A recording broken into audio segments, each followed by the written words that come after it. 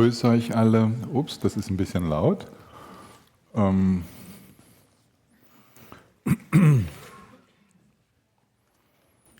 Begrüße euch auch, die ihr im Zoom dabei seid.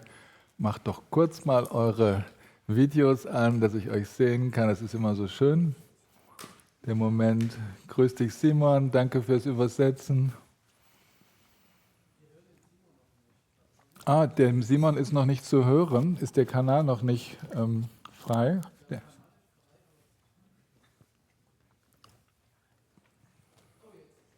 Jetzt ist gut. Jetzt ist Simon zu hören. Gut, sehr schön.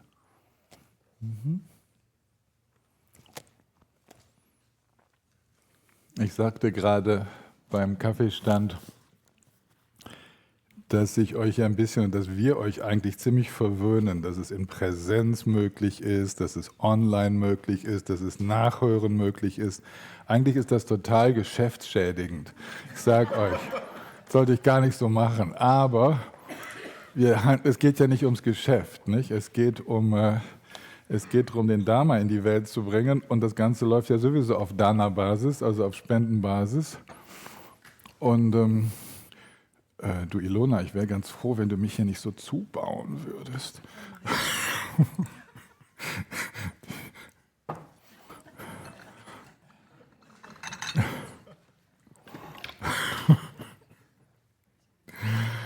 Und genau, also zwischendurch werde ich natürlich auch immer wieder gefragt, wie es uns denn eigentlich geht im Ekayana mit den Finanzen und so.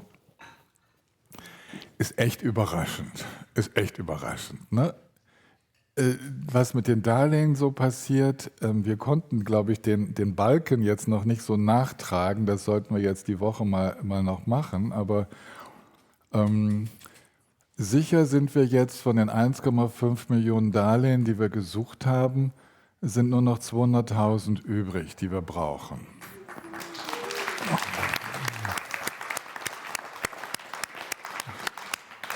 Und das hat unter anderem auch damit zu tun, dass heute Morgen mir eins von 140.000 reingeflattert ist, sozusagen. Ja. Und das ist ganz, ganz wunderbar. Und wir werden die anderen, die 200.000 auch noch schaffen. Und ihr wisst, da ist da eine Grenze. Ja? Wir dürfen nicht mehr aufnehmen als diese 1,5 Millionen, weil die können wir ja in 15 Jahren mit 100.000 Euro Ertrag durch die Mieten und so sicher abstottern, zurückzahlen. Ne? Und diese Sicherheit muss ja gewährleistet sein. Das heißt, alles, was darüber hinausgeht, das machen wir mit Spenden. Und da sind wir auch schon ganz gut unterwegs. Da haben einige von euch schon reagiert und es nimmt immer so ein bisschen zu. Es gibt immer mehr, die sich für diesen Dauerauftrag entscheiden. Wisst ihr, so entweder 108 Euro pro Monat, weil man sowieso mehrere Kurse im Jahr besucht und das dann so strecken kann über das ganze Jahr, unser Dharma-Fitness-Abo. Ja, so. Und andere machen kleinere Summen, weil ihnen das so einfach vom Portemonnaie her besser möglich ist. Und das gibt uns im Büro, ich glaube, ich darf wir sagen, ne, Tobias, für uns bei uns und Katja und so, uns gibt das ein sehr gutes Gefühl, dass also eine echte Resonanz kommt und es scheint auch eine große Resonanz zu sein, seitdem der Tobias das so eingerichtet hat, dass auf unserem YouTube-Kanal diese Shorts zur Verfügung gestellt werden, die älteren Generationen ziemlich nerven. Aber es ist unglaubliche Resonanz dadurch. Wo sind wir jetzt gerade mit Abonnenten auf dem YouTube-Kanal? 1200 Abonnenten sind wir jetzt schon. Und das ist für die kurze Zeit, die wir da unterwegs sind, ist schon ganz enorm. Und jetzt hat die Rika auch noch auf Instagram gestartet, aber nichts, was nicht Dharma wäre, sondern einfach nur präsent sein und Menschen können andocken. Und es war jetzt in Freiburg, als ich unterrichtet habe, auch sehr deutlich, wie viel neue Interessierte dazu gefunden haben zu so einem Mahamudra-Gewahrseinswochenende. Ja, das war sehr, sehr schön. Und deswegen habe ich so das Gefühl, obwohl die Ausgaben natürlich nicht weniger werden, aber ich habe so das Gefühl, dass wir gleichzeitig so in die Basis, auch die finanzielle Basis verbreitern können, in dem Maße, wie auch die Rechnungen reinkommen. Also nur so eine kleine Rechnung heute Morgen, ne? Ich habe mich schon darum gekümmert. Ja, unser Bauleiter hat natürlich für Bauabschnitt 1 schon mal 60.000 Euro gekostet, ne? Ist klar. Und heute fangen sie an zu baggern ums Haus herum. Und allein die Absperrung, ne? Ampelkosten, 3.500 Euro. Allein nur die Absperrung. Einfach, dass ihr das mal so wisst, was da los ist. Ne? Und so flattern also Rechnungen auch noch, also den Bauleiter wussten wir, das ist auch voll im Geplanten, aber es flattern so immer wieder auch noch Zusatzrechnungen rein. Und okay, wollte ich euch nur sagen, dass ihr so eine Vorabinformation habt. Am Sonntag informiere ich ein bisschen ausführlicher. Da haben wir dann um 3 Uhr die Infositzung, da werden wir auch mit Zoom das machen und danach haben wir Förderkreis. Ne? Das schließt sich dann unmittelbar an. Ich weiß, dass einige von euch aufgrund dieser ungeschickten Daten dann die Tage in der nächsten Woche nicht mehr da sein können. Aber wir konnten diesen Termin hier ja überhaupt nicht verschieben, weil das Kurhaus selbst umbaut und umgebaut hat und Sachen macht. Und da war vorher und nachher einfach keine Ausweichmöglichkeit. Ja, nur dass ihr das wisst. Okay, dann lasst uns gemeinsam so ganz traditionell die Zuflucht singen.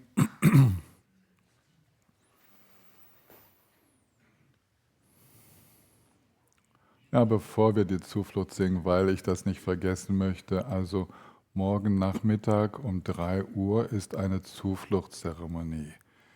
Die Jiska hat den Startschuss gegeben, die möchte gerne Zuflucht nehmen und es dürfen sich noch andere anschließen. Also aber bitte kommt auf mich zu, damit ich das für euch vorbereiten kann, weil ihr kriegt so einen symbolischen Namen während der Zufluchtszeremonie. Okay.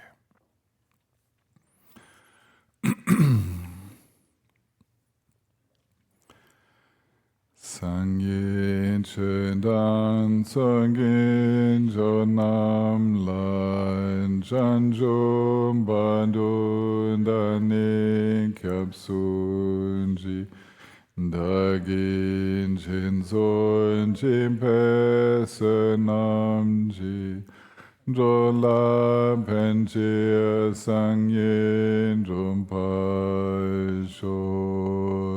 Sangye Chedan Sangye Jonam Lam Chanjum Badun Dani Kyapsunji Dagin Chinsun Chimpesenamji Jolam Penchia Sangye Jumpasho Sangye Chedan Sangye Jonam Lan Chanjom Badun Dani Kyapsunji Dagin Chinsun Chimpesenamji Jolam Penchia Sangye Jumpasho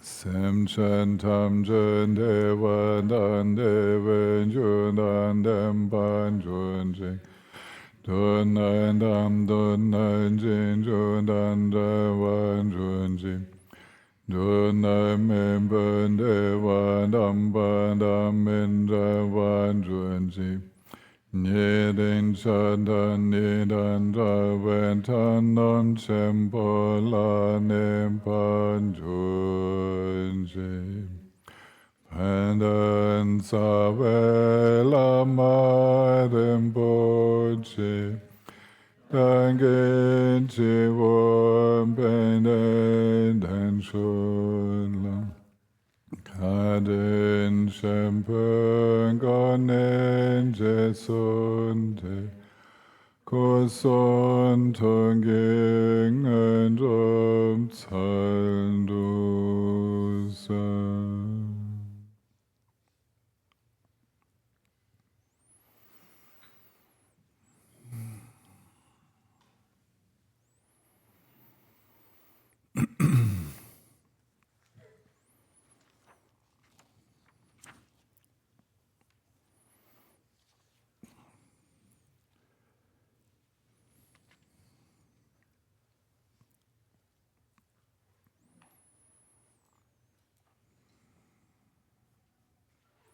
Wir machen heute weiter, damit unsere Praxis des natürlichen Seins in eine größere Einbettung hinein zu tun, ja, einzubetten. Und die Einbettung, die wir jetzt die letzten beiden Unterrichtseinheiten so uns angeschaut hatten, diese Hinweise zu Ahimsa, zur Gewaltlosigkeit und dem Respekt zu dieses Gefühl, was man in sich selbst hat, und dem Respekt, den man vor anderen hat. Diese Gruppe von Erklärungen zu diesen 10 nicht heilsamen Handlungen und all dem, was damit auch zusammenhängt, da gehören auch dann die klassischen Mönchs- und Nonnengelübde dazu. Das nennt man die Gelübde der Selbstbefreiung. Das nennt man die Pratimoksha-Gelübde.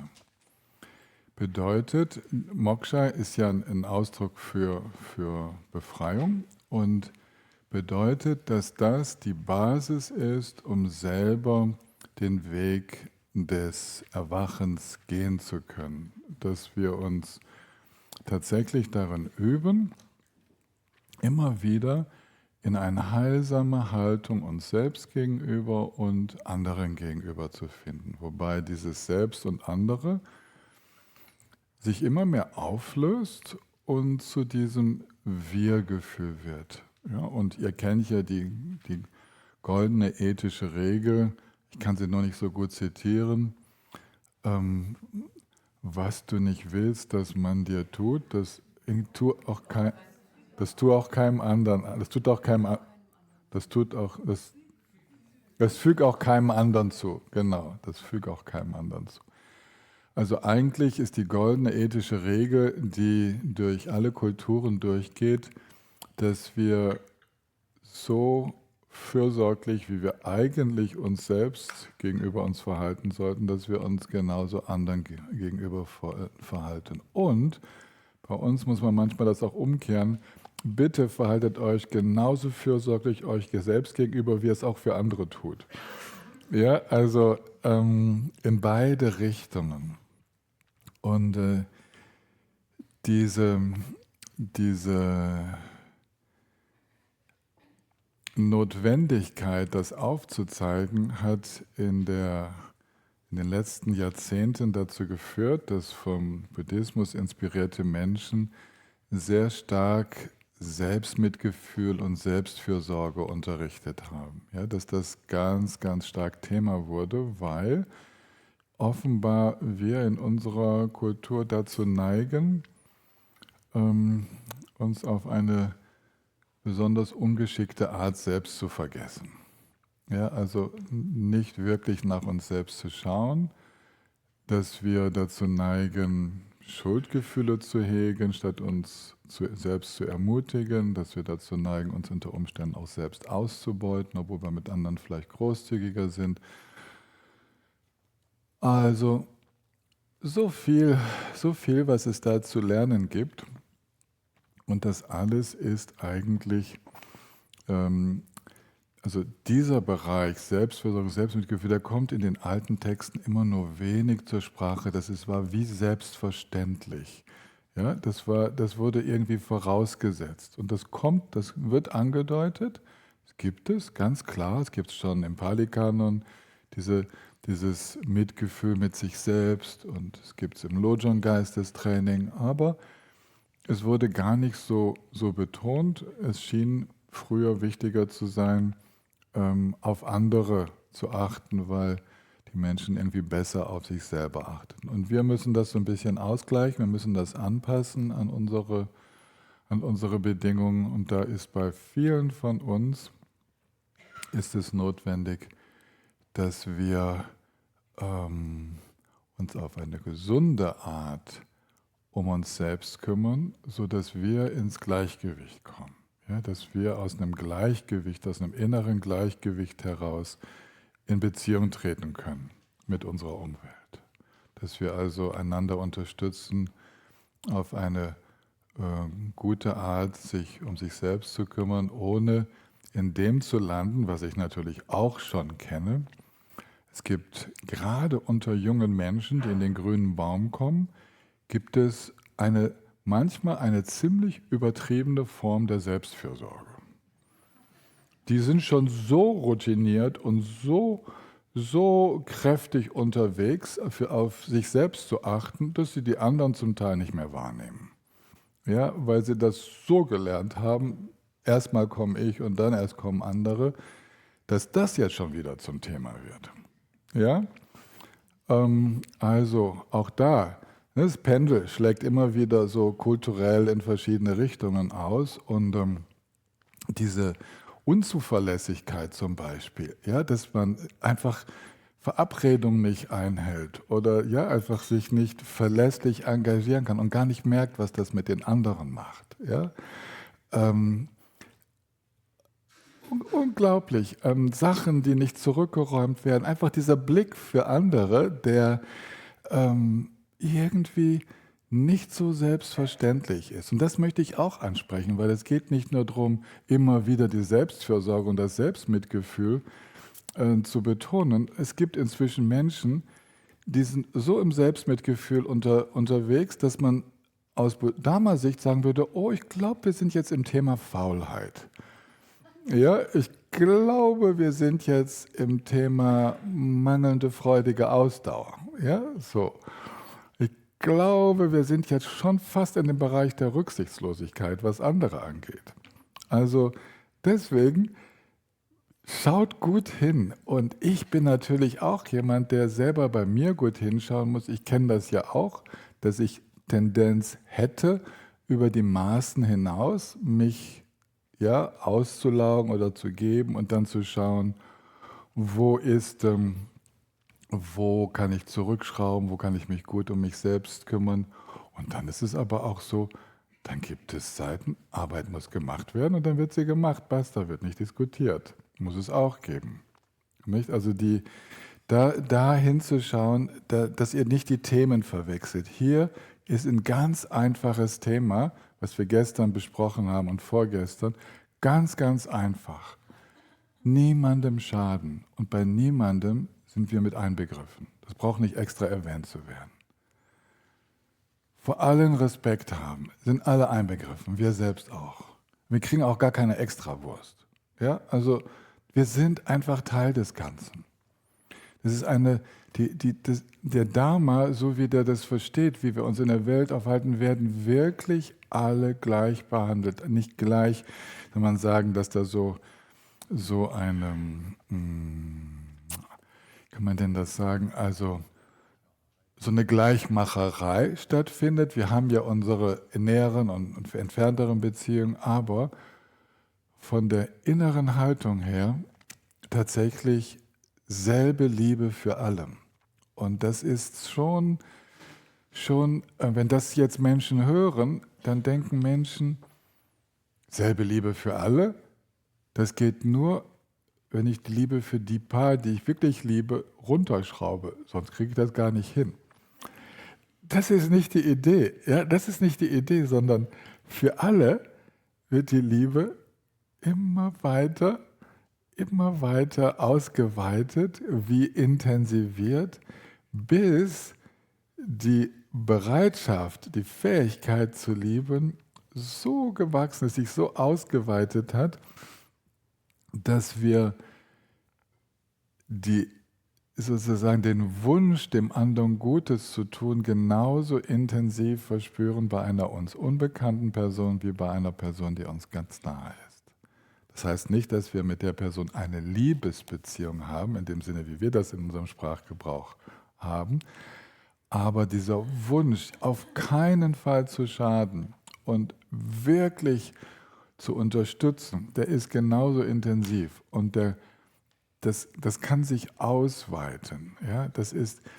Ich habe als junger Mann daran gezweifelt, wie vielen Menschen kann ich eigentlich mit dieser Haltung begegnen.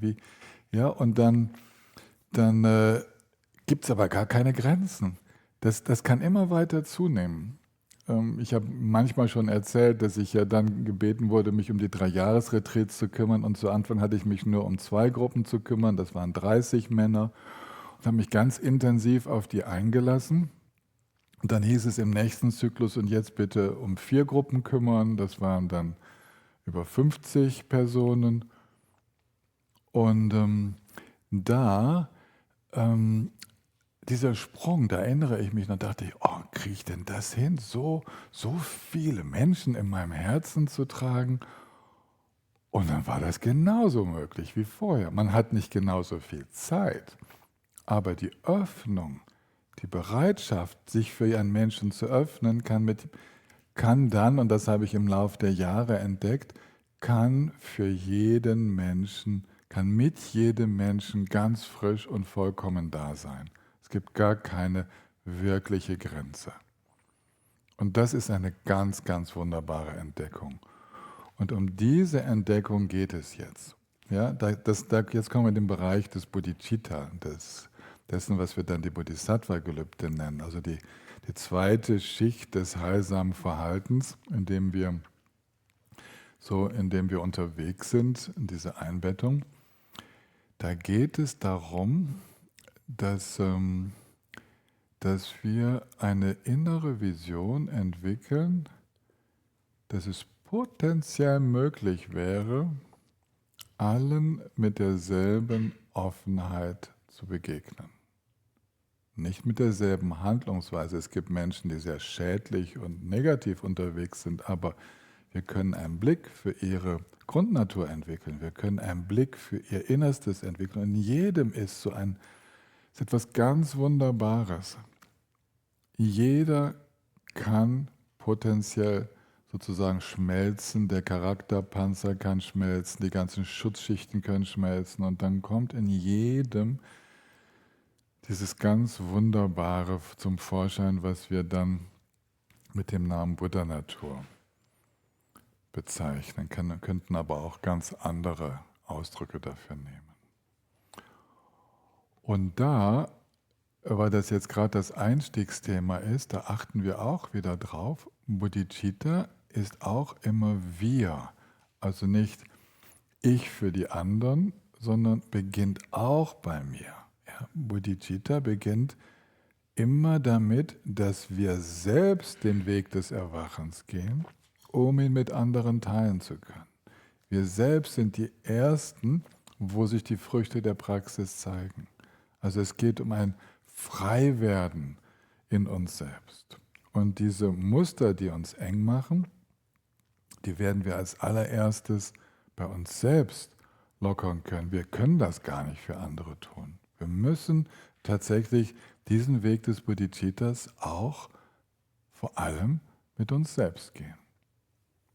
Und wenn man so Lehrern zuhört, wie dem 17. Karmapa, jetzt, der das sehr oft sagt, der das betont, dass wir eigentlich gar niemandem helfen können. Ja, wir können gar niemandem helfen. Geht gar nicht. Ich weiß noch, wie er als ganz junger Mann, da war er knapp über 20 im 3-Jahres-Retreat, eine Frage beantwortete. Da saßen so, diese Retreatgruppe saß um ihn herum und jemand fragte so voller Inbrunst, Karmapa, wenn wir sterben, wirst du dann für uns da sein? Sagt er, nee. Nee, dann wird euer Karma für euch da sein. Dass da jemand euch retten könnte, entgegen den Kräften, die in eurem eigenen Geist aktiv sind, das geht nicht. Ja? Da müsst ihr schon selbst drauf achten. Er hat es glatt abgelehnt. Ich dachte, großartig. Zurück in die Selbstverantwortung. Nicht denken, da ist der Gott außerhalb von mir. Ja, da sitzt er und der wird mich retten. Diese naive Vorstellung, ich kann im Grunde genommen machen, was ich will in meinem Leben, der wird mich aus dem Schlamassel ziehen. Hat er glatt abgelehnt und da war er noch ganz, ganz jung. Ich meine, es wäre bei seinem ersten Besuch gewesen. Ja, also im Jahr 2000. Und ich sage es weiter, damit wir alle uns Gedanken drüber machen, ja, wofür ist denn der dann gut? Was macht denn der dann?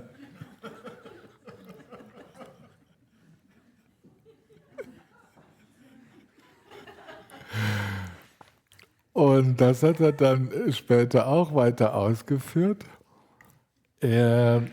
Ich übersetze das, was er sagt, mit dem Wort Katalysator. Er ist ein inspirierendes Vorbild für uns. Und so begreifen sich auch die anderen Lehrer. Kein Lehrer, kein Buddha hat je behauptet, irgendein Lebewesen sozusagen aus dem Sumpf ins Trockene befördern zu können, aus Samsara in Nirvana. Ja, so etwas. Aber alle wissen sie, und das betont dieser junge Karmapa auch, alle wissen sie um die unglaubliche Kraft des Vorbildes und wissen darum, welche Hingabe und Inspiration das so freisetzen kann. Und tatsächlich, wenn wir sterben, ja, und im Bardo zu Bewusstsein kommen und wir denken an solche inspirierenden Eindrücke, Vorbilder, ja, was auch immer uns inspiriert, das ist genau, wodurch wir Zugang finden zur Buddha-Natur in dem Moment. Und die Brücke können so inspirierende Vorbilder sein. Wir können in dem Moment zu Karmapa beten und Guru Rinpoche hilft uns. Wir beten zu Milarepa und Mapa kommt vorbei. Das ist nicht klar, wer antworten wird, aber irgendwie, ja, die Hingabe geht in diese erwachte Dimension und da sind so viele Kräfte, die uns dann beistehen können. Das ist aber jetzt nicht der Job von irgendjemandem, quasi so ein Karmapa, nachts immer wach zu bleiben und zu schauen, wer betet denn gerade. Ja? Versteht ihr? Das ist zu naiv, so geht das nicht. Ja? Es ist eine erwachte Dimension, in der offenbar Kräfte und Lichtwesen und dergleichen aktiv sind. Was wissen wir denn so genau? Aber die zeigen sich auf vielfältige Art und inspirieren uns dann weiter. Die schnappen sich dann auch nicht dieses Bardo-Wesen und sagen, und du kommst jetzt mal mit. Wir hatten ausgemacht, dass du nach Devachan gehst, also jetzt keine Widerrede. Und dann Transport nach Devachan oder so. Nee. Im Bardo ist das auch wieder so, dass ihre Präsenz spürbar wird und dass wir wieder aufgrund der Inspiration in diese Richtung uns öffnen. Und dadurch entsteht die Geistesbewegung, wodurch sich unser Geist dann in Devachan öffnet. Wir brauchen nämlich gar keinen Ort zu ändern. Das ist eine innere Dimension in unserem eigenen Geist.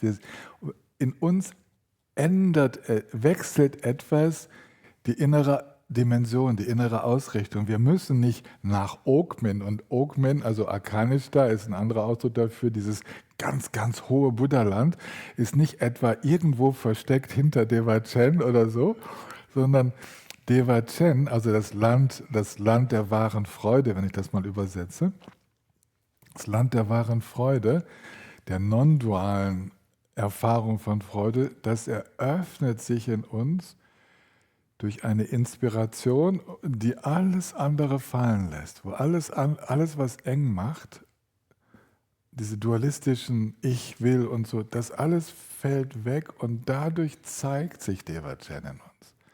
Das heißt, selbst nach dem Tod ist niemand da, der uns rettet, aber da ist ganz viel da, was uns inspirieren kann.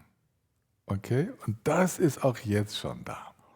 Und wenn wir nachher, ich leite jetzt bald mal über, wenn wir gleich über das Bodhisattva-Versprechen sprechen, über das Bodhicitta, diesen Geist des Erwachens, dann ist das nicht irgendwie noch so eine du solltest, du müsstest Über-Ich-Angelegenheit, sondern es beschreibt den Weg, wie wir Katalysatoren in dieser Welt werden können. wie wir tatsächlich in dieser Welt durch unsere persönliche Praxis eine Person werden können, die durch ihr bloßes Dasein, dadurch, dass ein wenig kommuniziert wird, durch eine gewisse Ausstrahlung, durch was auch immer, andere Menschen an das Beste in sich selbst erinnert. Also diese Inspiration, wow, der Geist öffnet sich, der Geist beruhigt sich. Ich habe das so stark erlebt in Genro Rinpoches Gegenwart. Ja, ihr wisst ja, auch das erzählen wir ja immer wieder, das erlebt ihr wahrscheinlich auch bei irgendwelchen Meistern und Meisterinnen, denen ihr begegnen könnt. Ihr kommt in deren Gegenwart und irgendwie wird alles so einfach. Bei Genyen war es immer so, Leute kamen rein ins Zimmer und hatten ihre Fragen vergessen. Ja, wir kamen rein oder er kam zu uns und irgendwie war Mahamudra spürbar. Es war einfach da. Es war einfach erlebbar.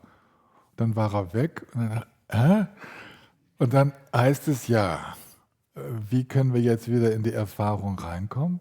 Beten. Also Hingabe, Öffnung, sich erinnern, weil es ist alles noch da. Es war in uns. Und durch diesen inspirierenden Kontakt konnte es sich in uns zeigen. Das ist nicht etwas, was in dem Moment vom anderen rübergewandert ist, sondern etwas war in diesem Energiefeld, war so, dass in uns Hemmungen, Blockaden wegfallen konnten. Und der Geist hat sich geöffnet, trotz unserer gewöhnlichen Anhaftungen, die gerade mal nicht so aktiv waren. Und das zeigt, dass es möglich ist. Jede Erfahrung, wo es passiert, zeigt, dass es möglich ist. Und es gibt nichts, was so viel Substanz hätte, dass es das auf Dauer unmöglich machen könnte. Geht einfach nicht. Und der Bodhisattva-Weg ist, genau das in uns freizusetzen, diese Buddha-Natur, und sie zu leben. Und dieser Bereitschaft, diese erwachten Qualitäten zu leben, keine Grenzen zu setzen. Das ist genau, worum es auf dieser Ebene des Bodhisattva-Versprechens geht, dass wir sagen, egal wie lange und in egal wie vielen Situationen, solange ich noch ich sagen kann, bin ich bereit, genau das zu leben, diese Buddha-Qualitäten zu leben, komme was wolle, mit jedem, der vorbeikommt, in allen Situationen, in allen Leben. Und das genau ist eigentlich das Bodhisattva-Gelübde, die Bereitschaft, Katalysator zu sein auf unbegrenzte Zeit, ohne das zu begrenzen, weil klar wurde, dass wenn ich dem Mitgefühl oder der Liebe, wenn ich denen Grenzen auferlege, also für dieses Leben bin ich ja noch bereit, mich so zur Verfügung zu stellen als Katalysator, aber bitte plagt mich nicht im nächsten Leben. Da will ich wirklich dann ins Nirvana rübergehen. Ja, ich will jetzt, wenn ich diesen Körper verlasse, möchte ich, dass es das letzte Mal ist.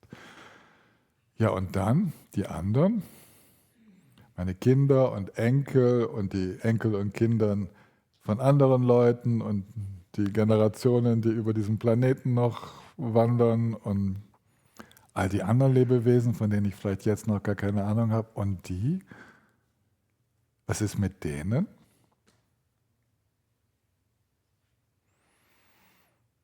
Ja, und wenn man die Frage so stellt, dann muss man ja sagen, ja eigentlich, also wenn du schon erwacht bist, wenn du wirklich in dieser erwachten Erfahrung angekommen bist, wovor hast du dann eigentlich Angst? Wovor hast du Angst im nächsten Leben?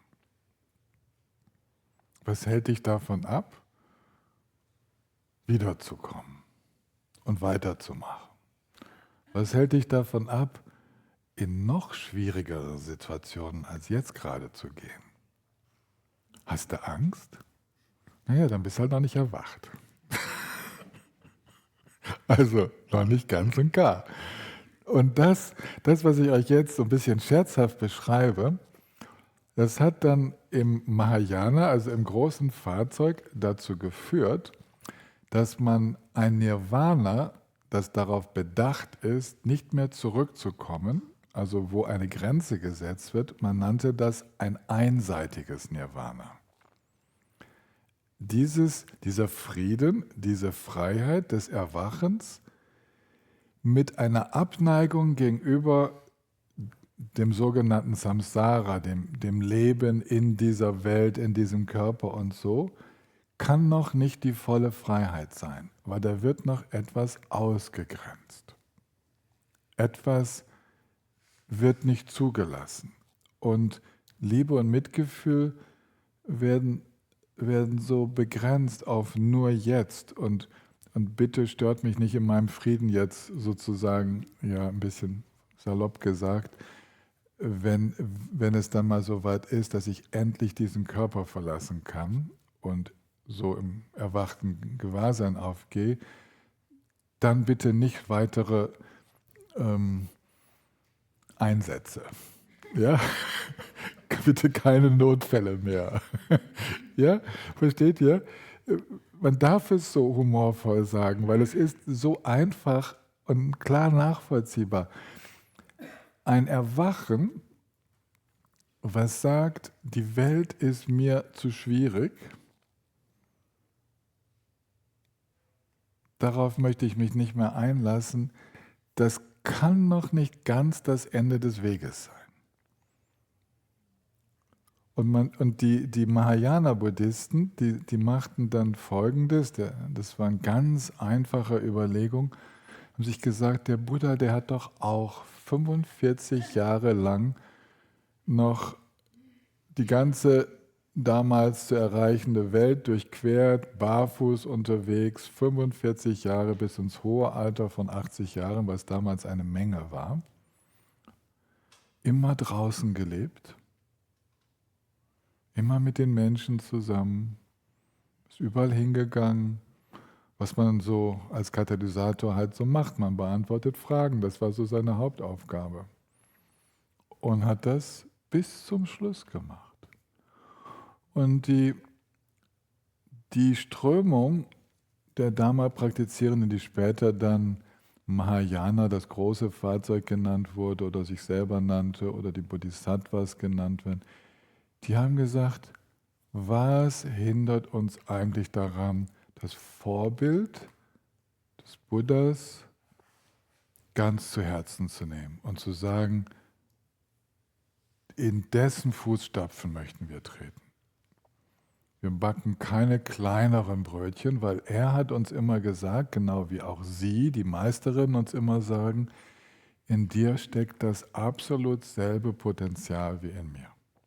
Ich habe nie einen Lehrer irgendetwas anderes sagen hören, zu irgendeiner Schülerin, irgendeinem Schüler. Alle sind überzeugt davon, dass wir ein genau gleiches, identisches Potenzial in uns tragen.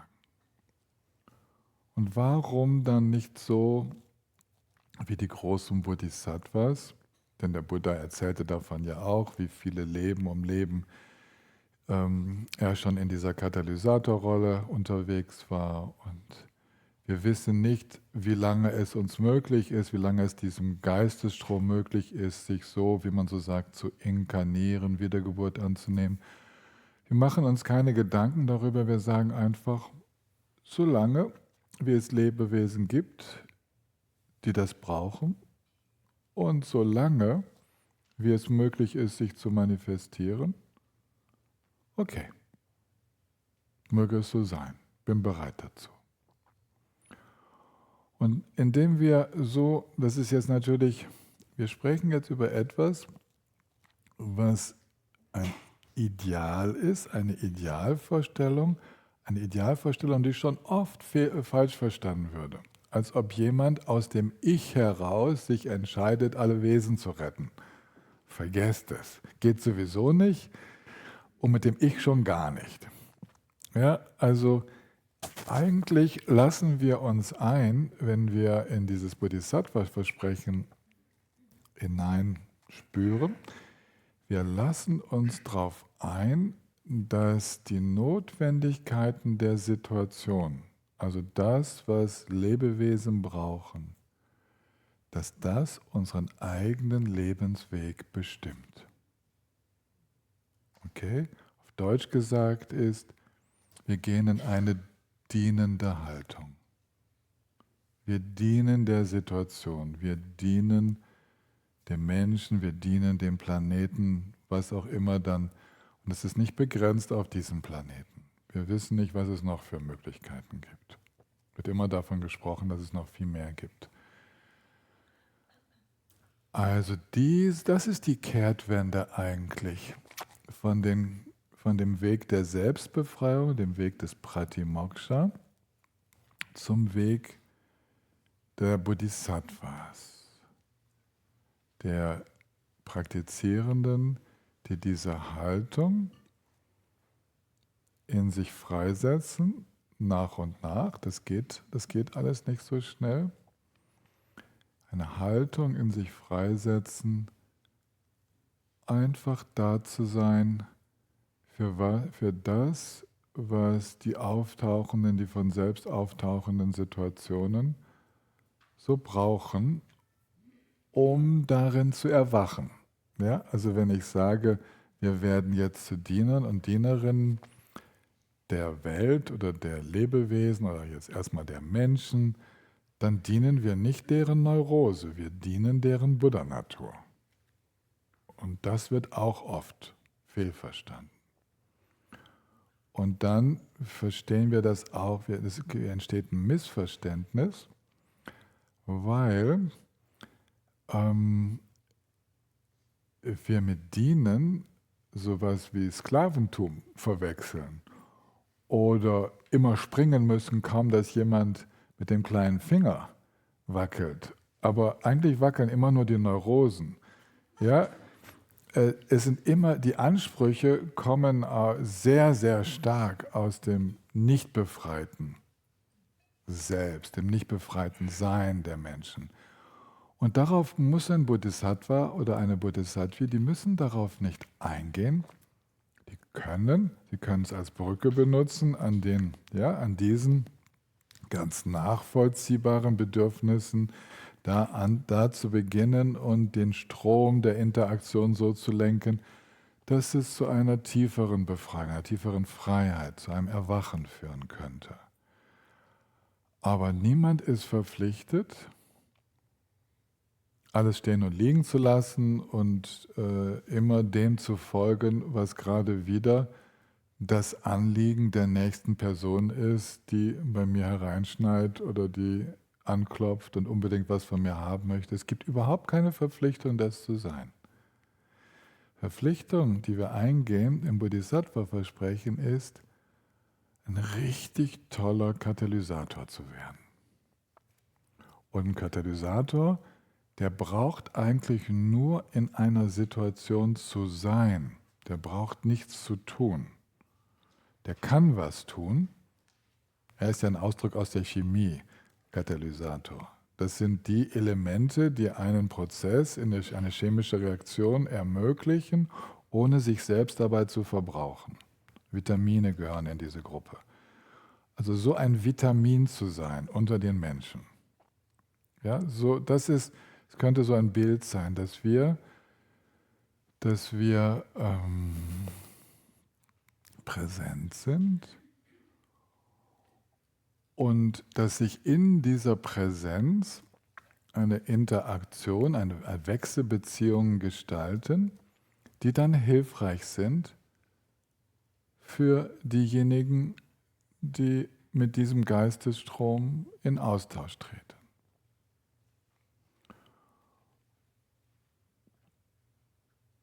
Und das ist nicht anstrengend. Man nennt das erwachtes Wirken. Absichtsloses, anstrengungsloses, erwachtes Wirken. Also wer sich das Bodhisattva-Leben oder Bodhisattvi-Leben als eine unaufhörliche Stresstour vorstellt, ja, wo wir sozusagen den eigenen Burnout schon für die nächsten Tausende von Leben programmieren, der hat was nicht verstanden. Wo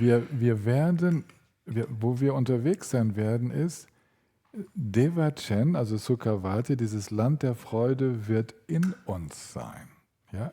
Weil erst dann, was wir Devachan nennen, ist die erste Bodhisattva-Stufe, ist der erste Bhumi. Okay? Ab da beginnt überhaupt erst Bodhisattva-Aktivität. Alles andere ist Vorbereitung, da sind wir selbst noch nicht befreit und kennen den Weg der Befreiung noch nicht richtig, haben das Erwachen noch nicht wirklich gekostet. Das heißt, wir müssen uns sowieso in dieser ersten Phase ganz auf uns selbst konzentrieren und können hier und da schon andere unterstützen. Und wenn wir in der Phase das uns kümmern um andere überbetonen, landen wir im Burnout. Ja, wenn wir da nicht ausgewogen unterwegs sind. Ab der ersten Bodhisattva-Stufe, die heißt ja höchste Freude, das ist deren Name. Ja, die 10 Bhumis, die 10 Bodhisattvas, haben wir jeder einen Namen. Könnt ihr bei Gampopa zum Beispiel nachlesen, im Schmuck der Befreiung. Und wenn wir diese höchste Freude in uns tragen und den Weg kennen, wie wir mit jeder Emotion in die Öffnung gehen können. Wir sind noch nicht frei von Emotionen, wir sind nicht frei davon, in den auch Turbulenzen zu erleben. Aber die eigene Praxis ist so stark, dass wir immer wieder Zugang zum Mahamudra, zu dieser Natur des Geistes haben, zu diesem einfachen Sein. Und wenn das in uns aktiv ist, dann ist das kein Stresstest, im nächsten Leben wiederzukommen. Dann ist das nicht, sondern das ist eine weitere Reise in der Freude und die Situationen können genutzt werden, um den eigenen Geistesstrom noch weiter zu befreien. Und dieser Katalysator wird noch von den verbleibenden Schleiern gereinigt. Und das ist die Reise durch die 10 Bhumis. Ja? Die 10 Bhumis beschreiben, wie Praktizierende zu immer feineren Katalysatoren werden und wie ihre Ausstrahlung zunimmt. Wenn ihr da bei Gampopa in den Bhumis, in den Beschreibungen dieser Bodhisattva-Stufen lest, das ist irgendwo hinten im Kapitel 19 steht das, glaube ich, beschrieben, in dem Schmuck der Befreiung. Dann werdet ihr da so Sachen finden, wie auf der ersten Stufe kann man mit 100 Emanationen arbeiten, auf der nächsten schon mit 1000 oder mit, das multipliziert sich dann immer, vielleicht auch 10.000. Es gibt immer so einen multiplikativen Faktor, mit dem dann diese 100er-Sequenzen dargestellt werden. Das dürft ihr auf keinen Fall wörtlich nehmen, sondern es ist nur eine Beschreibung dessen, wie stark die Kraft, diese katalysierende Kraft wird. Ja? Wie viele Möglichkeiten sich da eröffnen, von einer ganz kleinen, beschränkten Bodhisattva-Aktivität in eine, die kaum noch zu beschreiben ist, die so viele Lebewesen erreicht und da die Inder, das stammt nämlich nicht aus Tibet, da die Inder auch Zahlenfetischisten waren, gibt es dann immer so Zahlenbeispiele. Ja, die Sutras, die Mahayana-Sutras wimmeln von Zahlenbeispielen und so. Ja? Und diese dürft ihr also nicht so ernst nehmen, sondern es geht nur darum, die Kraft zu beschreiben. Die Kraft, wie soll man sagen, das ist keine ich-erzeugte Kraft. Wenn so ganz freie Menschen in einen Raum kommen, die erzeugen keine zusätzliche Anstrengung, um die Menschen zur Ruhe zu bringen, ja, wenn sie in einen aufgewühlten Raum kommen, sondern die gehen genau im Gegenteil raus aus dem Ich, raus aus dem Selbst, raus aus der Anstrengung.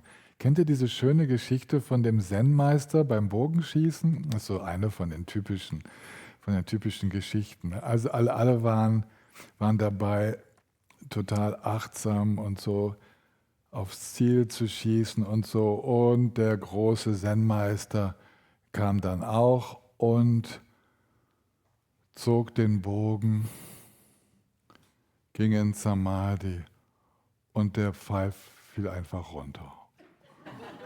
Und gleichzeitig fielen alle in Samadhi.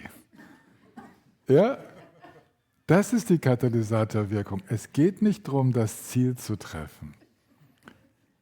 Ja, versteht ihr? Und das ist so ein wunderschönes Beispiel, das so gut zeigt, worum es eigentlich geht. Es geht nicht darum, irgendwie Superman oder Superwoman zu werden.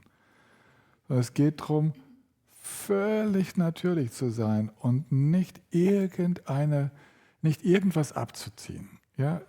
Nicht den Normen der Welt zu entsprechen. Ja, nicht. Ja, es geht nicht darum. Wir müssen nicht beim Dart-Wettbewerb dann wirklich derjenige sein, der immer ins Schwarze trifft oder in die anderen Felder, die es gerade braucht. Geht nicht drum. Das ist nicht die Art von Katalysator, über die wir sprechen, sondern wir sprechen über einen Weg, den wir bereit sind, jetzt wird es vielleicht ein bisschen schnulzig, in Liebe zu schmelzen. Ja? In Mitgefühl aufzugehen, in Dankbarkeit unterwegs zu sein. Völlig einfach. Und das ist so, wenn ich das bei den Lehrern und Lehrerinnen erleben durfte, mit denen ich unterwegs war und bin, das ist, wo für mich dann das Vorbild so spürbar wird. Das hat mein Leben verändert. Nicht, dass sie irgendwie so besondere Leistungen brachten. Es sind nicht die besonderen Leistungen, sondern es ist das Sein, die Art des Seins. Ja. Und dadurch sind sie dann für uns Spiegel. Also wenn wir das sehen, wenn wir das erkennen in anderen, das sehen wir ja nur, das erkennen wir oder spüren wir ja nur, weil es in uns ist. Und weil es so eine Sehnsucht in uns gibt, endlich auch mal so frei sein zu dürfen. So, dazu Zugang zu finden. Das ist das, was uns inspiriert. Und da geht der Weg lang. Und wenn wir darüber sprechen, Bodhisattvas, Bodhisattvas zu werden, dann in diesem Sinne der anstrengungslosen Präsenz, in bedingungsloser Liebe. Bedingungslos, weil sie nicht mehr von Bedingungen abhängig ist, weil Liebe einfach aus sich selbst heraus präsent ist. Es ist auch nicht so, diese Liebe ist eben auch nicht von Bedingungen abhängig, weil sie nicht erst sich zeigt, wenn jemand sozusagen in unser Gesichtsfeld tritt und mit uns spricht, sondern sie erstreckt sich genauso auf die Pflanzen, auf den Boden, auf alles um uns herum. Das ist bei diesen Menschen ist das ein ständiges, unaufhörliches Wohlwollen, was da ist. Und das hört gar nie auf. Das ist auch nicht davon abhängig, ob mir jetzt jemand eine besonders schlimme Geschichte erzählt und dann kommt besonders viel Mitgefühl. Das alles ist noch Mitgefühl abhängig von Bedingungen. Ja, und daraus befreien wir uns, obwohl es auch schon so schön ist. Ja, also diese Form von bedingter Liebe und Mitgefühl, es ist wunderbar und ein Glück gibt es das. Es sind aber nur Vorbotinnen von dem, was eigentlich alles durchdringt oder durchdringen könnte. Aus der Sicht des Erwachens, so zum Beispiel der dritte Karmapa oder andere Meister, die ich lesen durfte, die sprechen davon, dass die ganze Welt ohnehin von Mitgefühl durchdrungen ist, dass sie aus Mitgefühl entstanden ist und so. Da gibt es also Aussagen, da schlackern wir nur mit den Ohren, wenn wir das hören.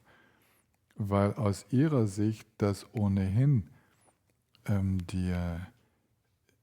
die Essenz des Miteinanders ist dieses Miteinander-Schwingen. Und dieses Miteinander-Schwingen ist überall zu beobachten. Bäume schwingen miteinander, Gräser schwingen miteinander, wir schwingen miteinander. Und dieses Miteinander-Schwingen ist überall im Universum zu beobachten. Und wenn wir das stören, entsteht Stress. Dann entsteht sehr viel Stress. Und wenn wir uns entspannen und öffnen, dann kommen die Dinge wieder mehr in Fluss. So viel mal heute schon zur Einführung. Jetzt ist auf jeden Fall mal Zeit, eine Pause zu machen. Ne? Machen wir mal eine gute Pause, oder? Ja, da waren ganz... ja, 20 Minuten Pause. 20 nach 11 geht's weiter. Jedenfalls so ungefähr.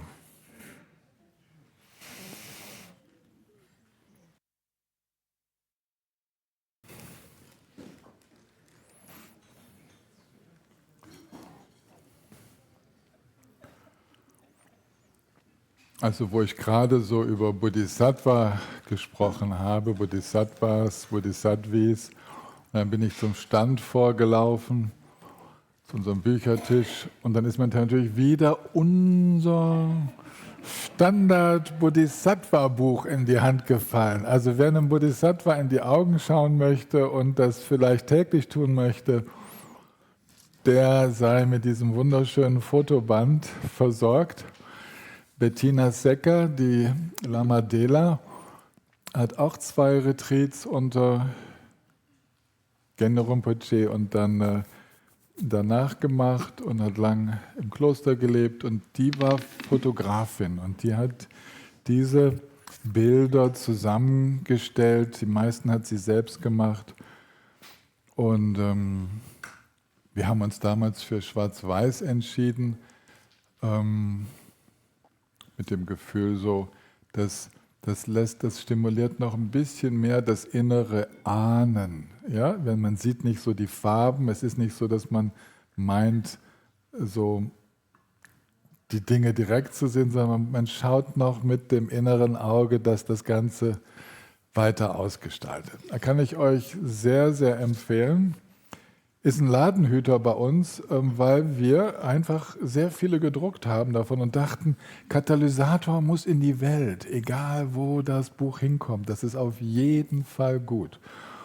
Und schaut es euch also mal an, da vorne auf dem Büchertisch. Und dann sind wir jetzt nicht mehr bei Tree Nation aktiv. Wir haben doch immer für das Bäumepflanzen gespendet, ne? Und haben dafür gesammelt, und ein Teil unserer Erträge vom Norbu Verlag und aus Ekayana sind dahin geflossen, damit überall in der Welt Bäume gepflanzt werden. Jetzt geht die Spendenaktion direkt nach Reitenbuch, weil wir sind Teil der Reitenbucher Waldgenossenschaft, und Tobias hat beim letzten Treffen mit denen ist übereingekommen, dass wir auch Spenden an sie weiterleiten können, und zwar ein Baum 2 Euro. Und wir pflanzen im Moment Weißtannen, Douglasien, Buchen und dergleichen. Also es geht darum, den Reitenbucher Wald natürlich zu einem Mischwald zu machen. Was die so Mischwald nennen, das sind dann so 5 Arten oder so. Ne? Aber es ist schon mal die richtige Richtung, und andere Arten können sich ansiedeln. Ein echter Mischwald, wissen wir, hat ein bisschen mehr als 5 Arten. Aber geht schon mal in eine gute Richtung aus der Monokultur, ja, mit den ganzen Fichten in eine wunderbare Richtung. Und da vorne hat die Rike, die diesen Zettel auch gestaltet hat, ist ein Aufruf, eine Spendenbox hingestellt, und da könnt ihr also für die Waldgenossenschaft für das Bäume pflanzen spenden.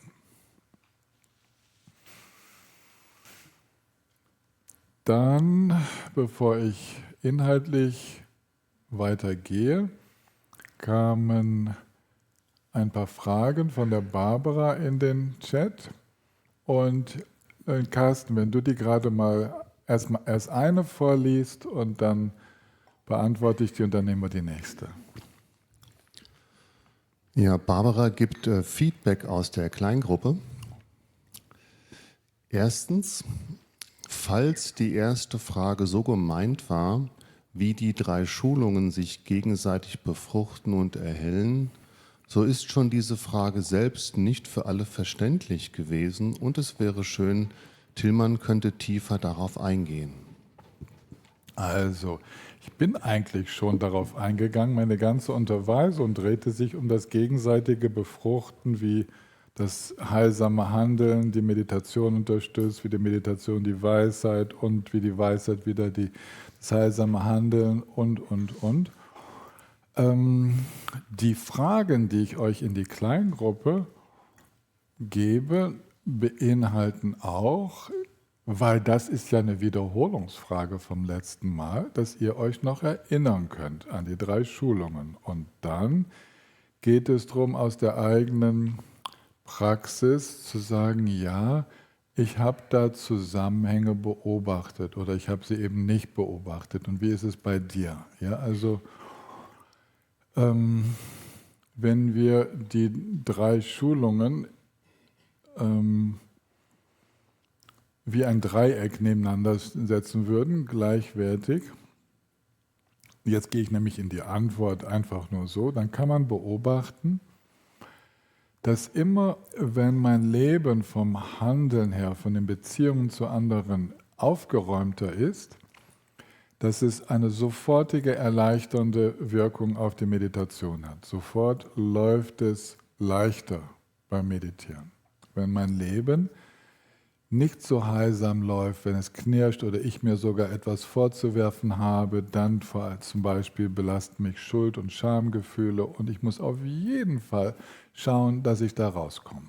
Das ist dann zum Beispiel das Anwenden der 4 Kräfte, des 4 Kräftes, das Bereinigen von Negativität im eigenen Geist, um wirklich mit Schuldgefühlen aufräumen zu können. Diese Schuldgefühle, es gibt neurotische Schuldgefühle, von denen ist jetzt nicht die Rede, sondern es sind die Schuldgefühle, weil ich wirklich merke, ich spüre, das war nicht sauber, wie ich gehandelt habe. Das war nicht sauber, wie ich gesprochen habe. Und damit kann ich aufräumen. Die Schuldgefühle, die in mir sind, aufgrund von biografischer Prägung, die brauchen eine Zuwendung zum inneren Kind und diesen Persönlichkeitsanteilen und brauchen eine Zuwendung im Grunde genommen so, dass ich merke, das bin ich gar nicht. Ja, da muss diese Ich-Identifikation im Schuldgefühl, aus Dharma-Sicht würden wir da so den Saft entziehen, dass das nicht weiter genährt wird. Aber die anderen Formen von Schuld und Scham, die eine Basis haben, die können aufgeräumt werden, die können aufgelöst werden, wir können anders handeln und das hat direkt zur Meditation sozusagen einen unterstützenden Pfeil. Wenn wir von Meditation zu heilsamem Verhalten können wir auch einen unterstützenden Pfeil ziehen, weil je wacher wir und je durchlässiger wir präsent sind, desto feiner wird unser Gefühl für das, was tatsächlich bei uns und bei anderen heilsam ist. Das Feingefühl wird in der Meditation zunehmen und stärkt das heilsame Verhalten.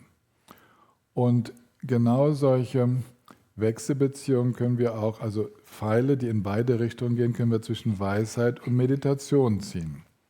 Meditation fördert die Weisheit, also die Einsicht. Und je mehr wir verstehen, wie der Geist funktioniert, wie es ist, wie wir die Ursachen von Leid entspannen können und so, das ist entstehende Einsicht, Weisheit. Weisheit besteht sich auf ein Verständnis der 4 edlen Wahrheiten. Das unterstützt wieder die Meditation. Also auch da Pfeile in beide Richtungen. Und jetzt ist es so, dass wenn wir, jetzt kommt das drittes Paar, die Pfeile von heilsamem Verhalten direkt zu Weisheit. Okay? Auch dort können wir in beide Richtungen unterstützende Wirkungen sehen. Es ist ganz klar, dass je tiefer wir die Dinge verstehen, je mehr Einsicht da ist, desto heilsamer werden wir uns verhandeln. Das ist vollkommen logisch.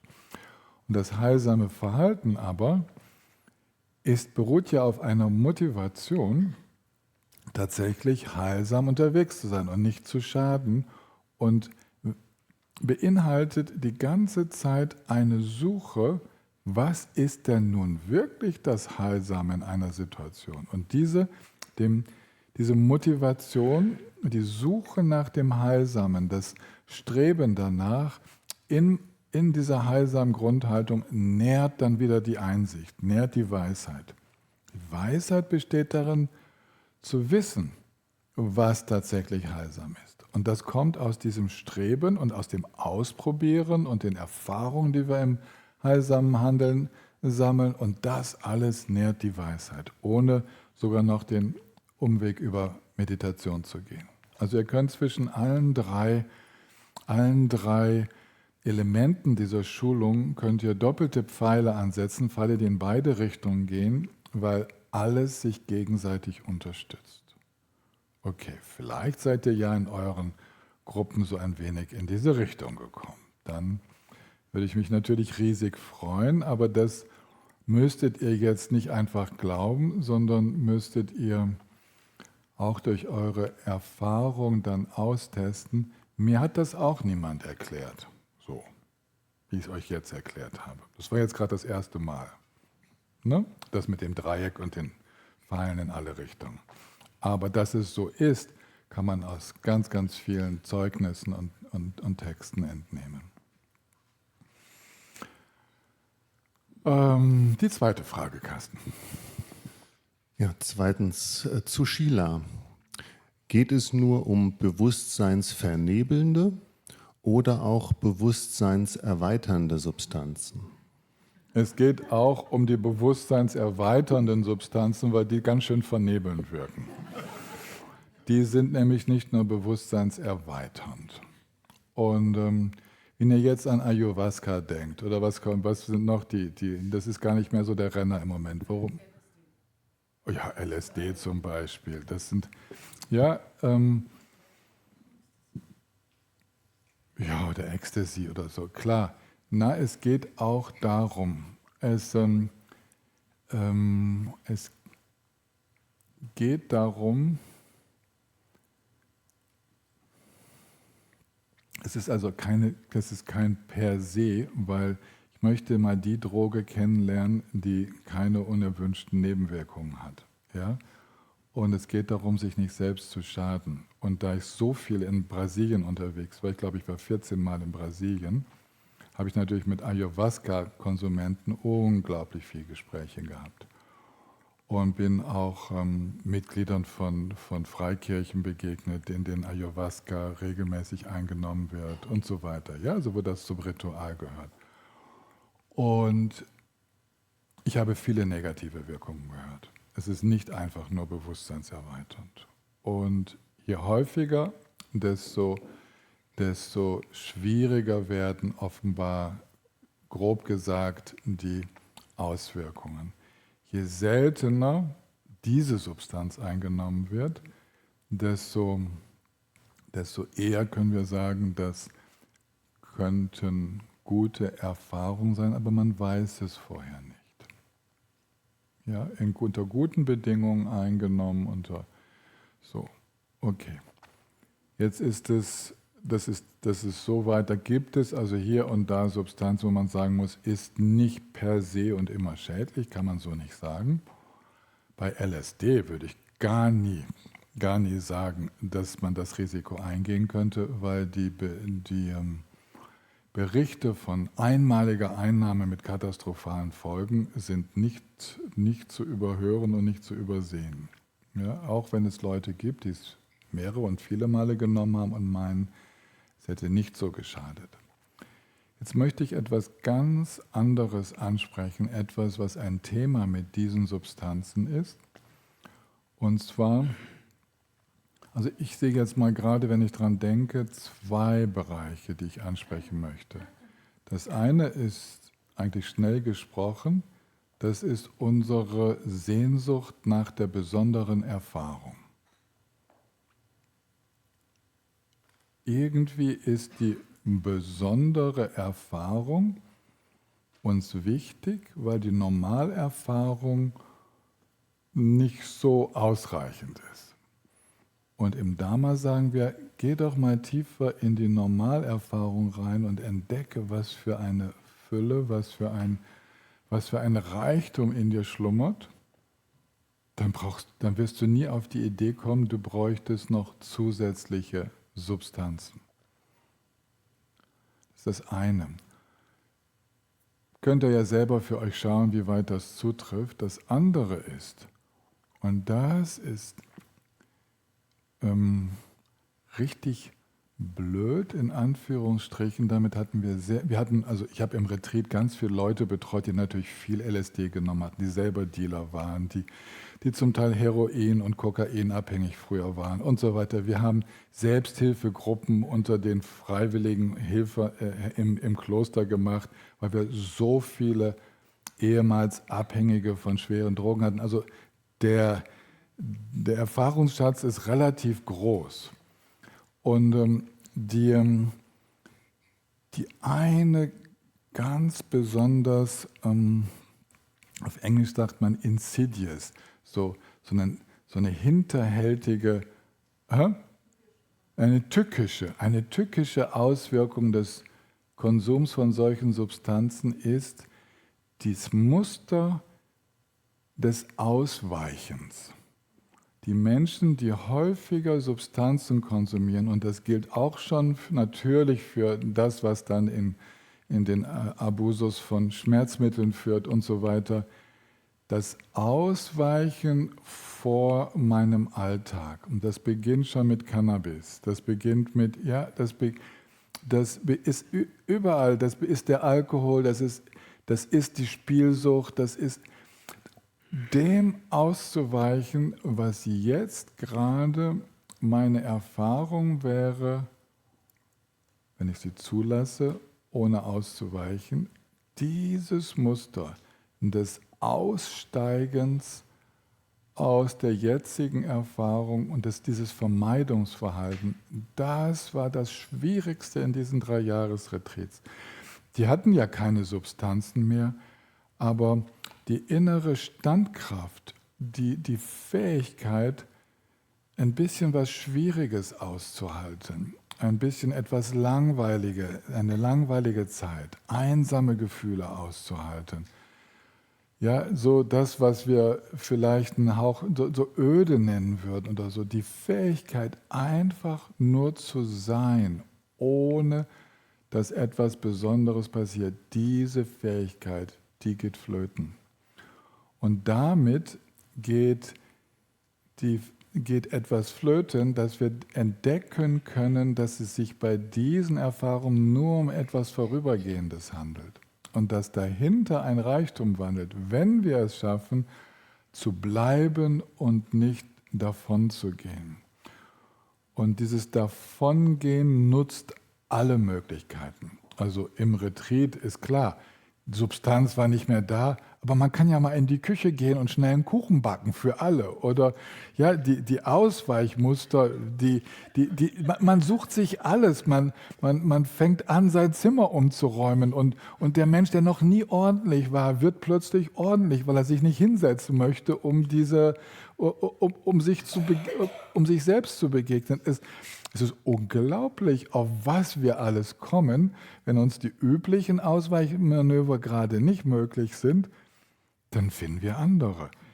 Es ist Zeit zu meditieren, aber ich muss jetzt gerade meine Pflanze umtopfen. Nehmt, was ihr wollt.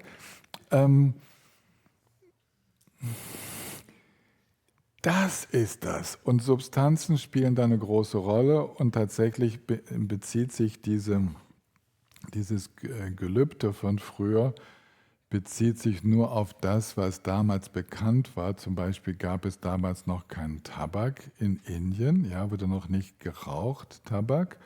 Der kam erst später.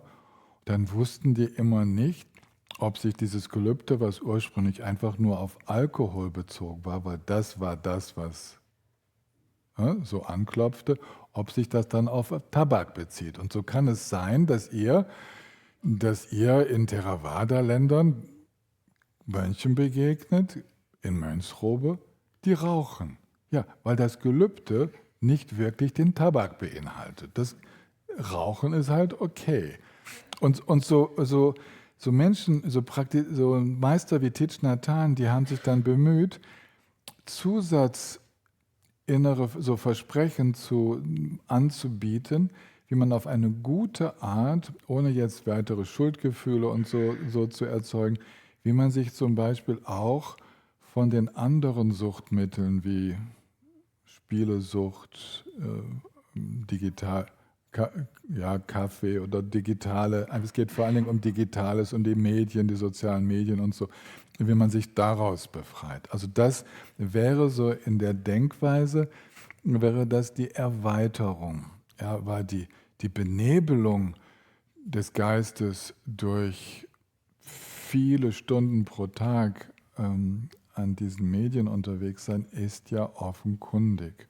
Und wie sehr die Konzentrationsspanne abgenommen hat von uns allen, aber speziell auch im Vergleich immer die Kinder in der Schule und die Jugendlichen und so. Es ist ganz, ganz traurig. Und das Abnehmen dieser Fähigkeit zu sein, ohne sich ablenken zu müssen, das Abnehmen dieser Fähigkeit bewirkt, dass entsprechend weniger Lernprozesse stattfinden. Das soziale, emotionale Lernen nimmt ab, wenn Mensch nicht mehr mit dem sein kann, nicht mehr so lange mit dem ist, was unangenehme Erfahrungen sind. Ja, dieses Sein können mit dem, was nicht erstmal angenehm ist unsere wichtigste Lernschule. Da entdecken wir die inneren Möglichkeiten. Also das war so die Antwort. Ich glaube, die dritte Frage ist damit auch abgedeckt. Du kannst sie noch sagen, du kannst vorlesen, Carsten. Genau. Nochmal drittens dann auch zu Sheila nur Substanzen. Am effektivsten bewusstseinsvernebelnd erleben wir alle die Nutzung sozialer Medien, Doomscrolling. Ja, genau. Ganz, ganz genau. Rumscrollen, ja. Also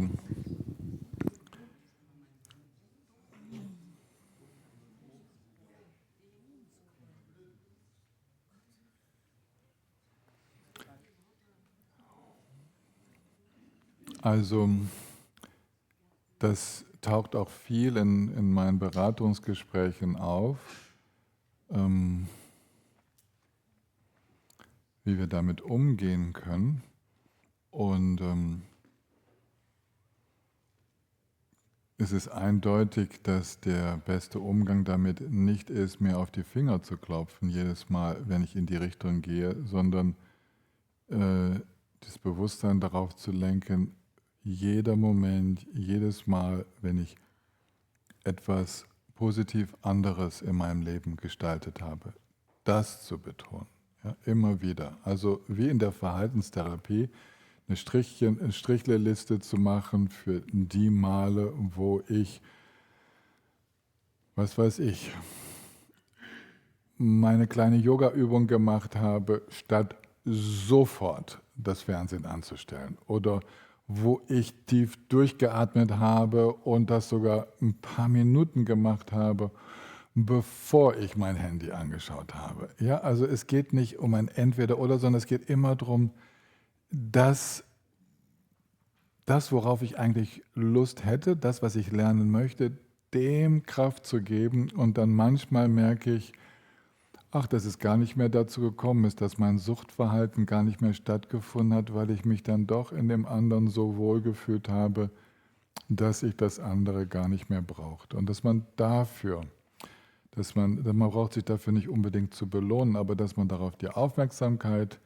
lenkt und das vielleicht einfach tut, indem man sagt, okay, heute ist ein Tag, an dem ich wirklich draußen war und einen kleinen Spaziergang gemacht habe. Man macht sich einen kleinen Strich in seine Liste. Oder ja, so ganz, ganz einfache Methoden, um die Aufmerksamkeit ins Heilsame zu richten.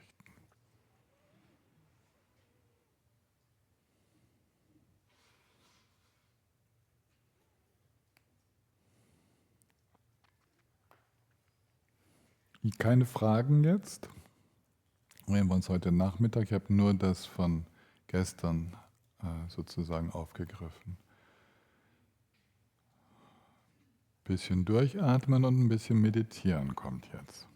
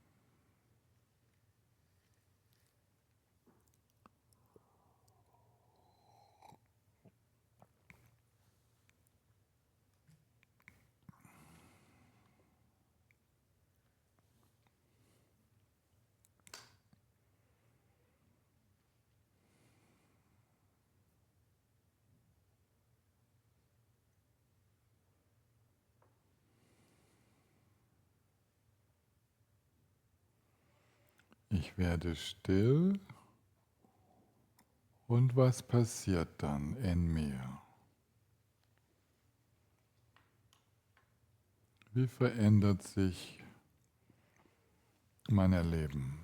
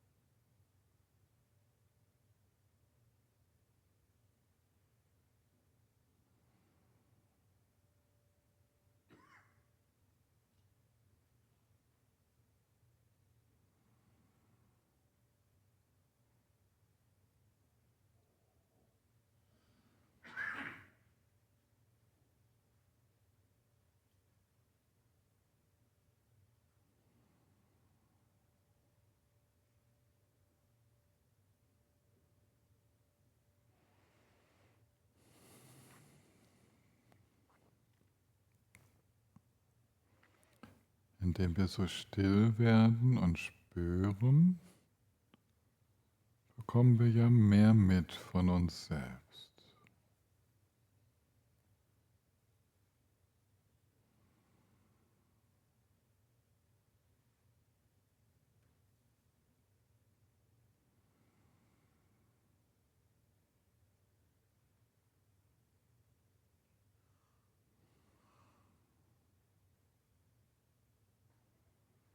Wir würden es spüren, wenn wir unbequem sitzen, und wir würden das ändern.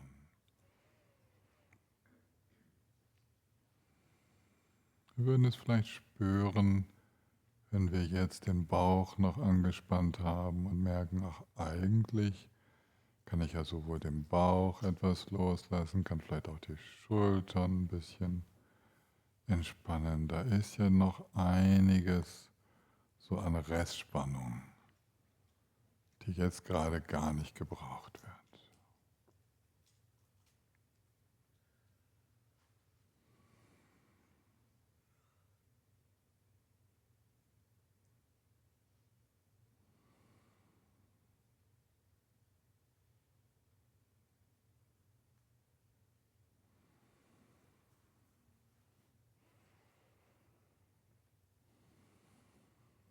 Wie ist es denn mit dieser Spannung im Geist, im Bewusstsein, in den geistigen Prozessen? Gibt es da Möglichkeiten zu weiten, lockerer zu werden?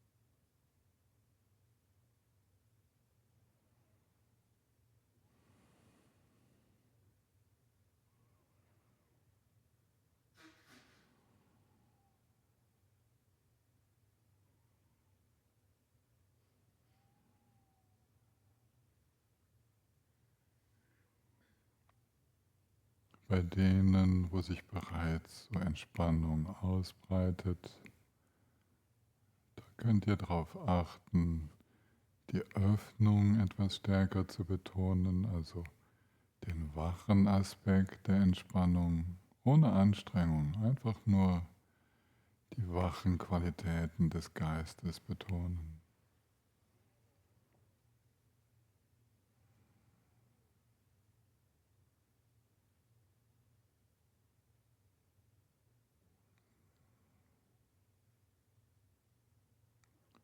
Und die anderen genießen, dass es wirklich gar nichts zu tun gibt, dass ich mich nicht mal um Wachheit zu kümmern brauche, sind einfach froh, wenn die geistige Aktivität sich ein bisschen verlangsamt, verfeinert.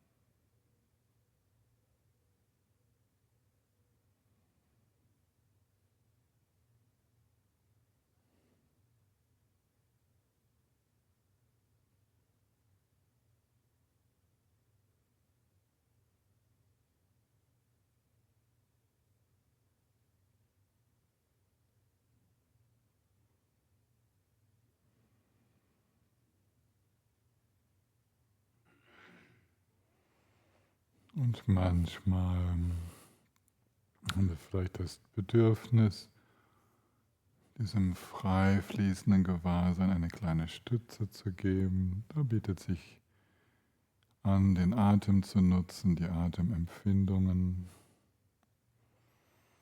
Irgendwo zwischen Bauch- und Beckenraum und Nasenspitze, irgendwo in das Erleben des ein- und ausfließenden Atems einzusteigen.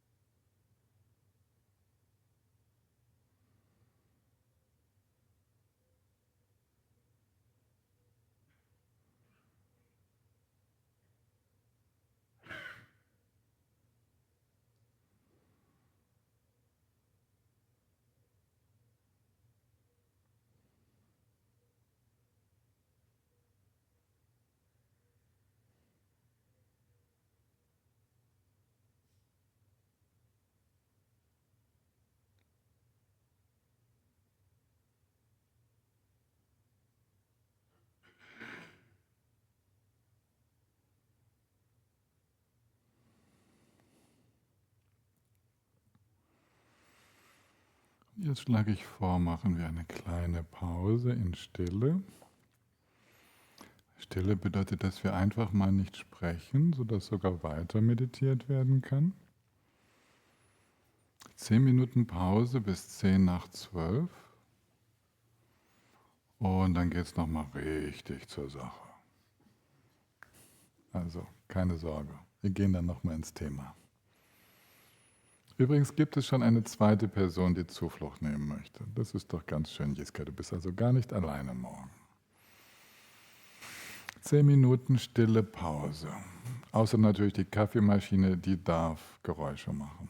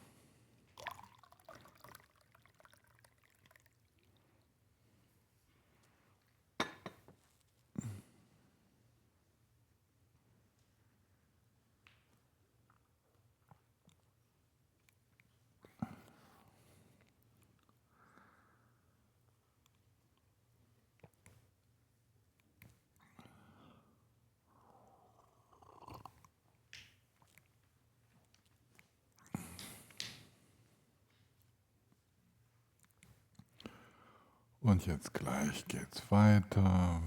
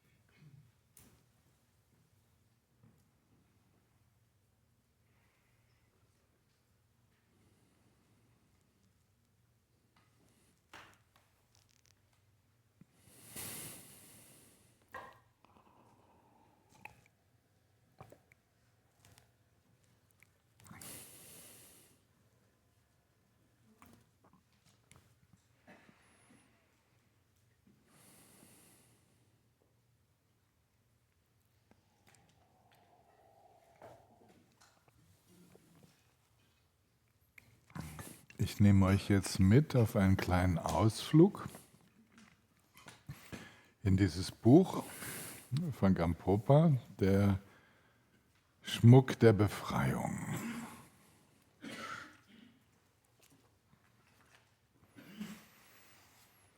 Und zeige euch mal, worum es eigentlich geht mit dieser Einbettung, so, was da so gemeint ist. Ne, wir haben im Schmuck der Befreiung das erste Kapitel. Da beginnt Gampopa direkt mal mit dem, was die Ursache des Erwachens ist. Und direkt beginnt er mit der Buddha-Natur. Ne? Wir können ja nur erwachen, weil es schon in uns steckt. Das ist die Botschaft. Und dann gibt es eine Stütze für diesen Weg des Erwachens und eine super Stütze ist halt wirklich dieses Leben. Und wenn wir so nachfragen, warum dieses Leben so eine super Stütze ist, dann sagen die Lehrer immer, weil es genau die Mischung zwischen Leid und Freude hat, zwischen Glück und Leid, die es braucht, um nicht völlig zu verzweifeln und genug Herausforderungen zu haben. So, ja? Wir lernen ja eigentlich durch das, was schwierig ist. Und wenn wir weiterblättern, dann kommen wir zur Bedingung des Erwachens. Drittes Kapitel, Teil 3 des Buches. Das sind diese inspirierenden Vorbilder, von denen wir es hatten. Das sind die spirituellen Freunde und Freundinnen auf dem Weg. Okay? Nun, diese Vorbilder, die sind nicht inaktiv. Die sitzen jetzt nicht nur rum, die machen auch manchmal den Mund auf. Und dann weisen sie uns auf das hin, was für uns hilfreich sein könnte, um ebenfalls zu erwachen. Und das Erste, was sie uns erklären, ist, dass alles Prozess ist. Die Unbeständigkeit, auch Vergänglichkeit genannt. Aber dass alles Prozess ist. Und damit ist eigentlich schon wieder alles erklärt. Ne? Wir haben das ja schon häufiger beleuchtet. Eigentlich, wenn wir die Unbeständigkeit, die Prozesshaftigkeit verstehen, dann verstehen wir, also wie in dieser Prozesshaftigkeit Kräfte aktiv sind, wie dadurch, je nachdem welche Kräfte unser Bewusstsein gestalten, unser Erleben gestalten, wie Leid entsteht, wie Glück entsteht. Wir verstehen in dieser Dynamik, im Beobachten dieser Dynamik, dass es gar kein festes Ich gibt, sondern ein dynamisches Ich. Also dieses Nicht-Ich, was ein dynamisches Ich ist, kein stabiles Ich, wird klar. Und es wird klar, dass in dieser Dynamik nichts auch nur für einen Moment gleich bleibt. Also auch das der leeren Natur, mit der nicht fassbaren Natur ist dann mal gleich klar. Und wie in dieser Dynamik alles einander bedingt, das mit der wechselseitigen Bedingtheit ist dann auch mal gleich klar. Also eigentlich ist schon alles gesagt. Ja, aber okay, der Groschen fällt ja nicht so schnell.